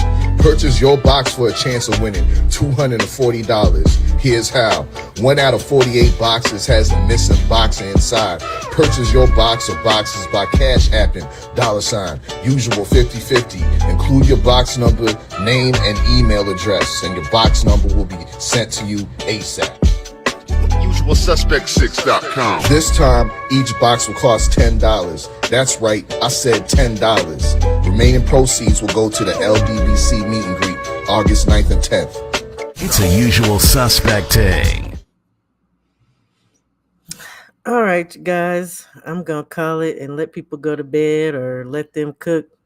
I've been on here for 3 hours. I don't know how I keep doing this long stuff. I appreciate you guys. I love you guys. And man, I love these conversations. I love to pick people's brains. You know. And we gonna talk about this fight more as the time comes because there's gonna be press conferences and footage is gonna start coming out of them in the gym sparring, and we ready. We ready. Yeah. And yeah. Wilder's coming back too. Got a little drop talking about it's gonna be in South Korea. I'm looking forward to that. I pray that it's a nice, easy fight, like I said, because the brother deserves that, in my honest opinion. So, thank you guys. Thanks for coming out. Please like, please share, please subscribe. I ain't really worried about the sharing, y'all. I ain't gonna lie. But please like. And thanks, too. Thanks for the kind words at the end and, asking people to check me out a little more, okay? I love you guys. Be blessed.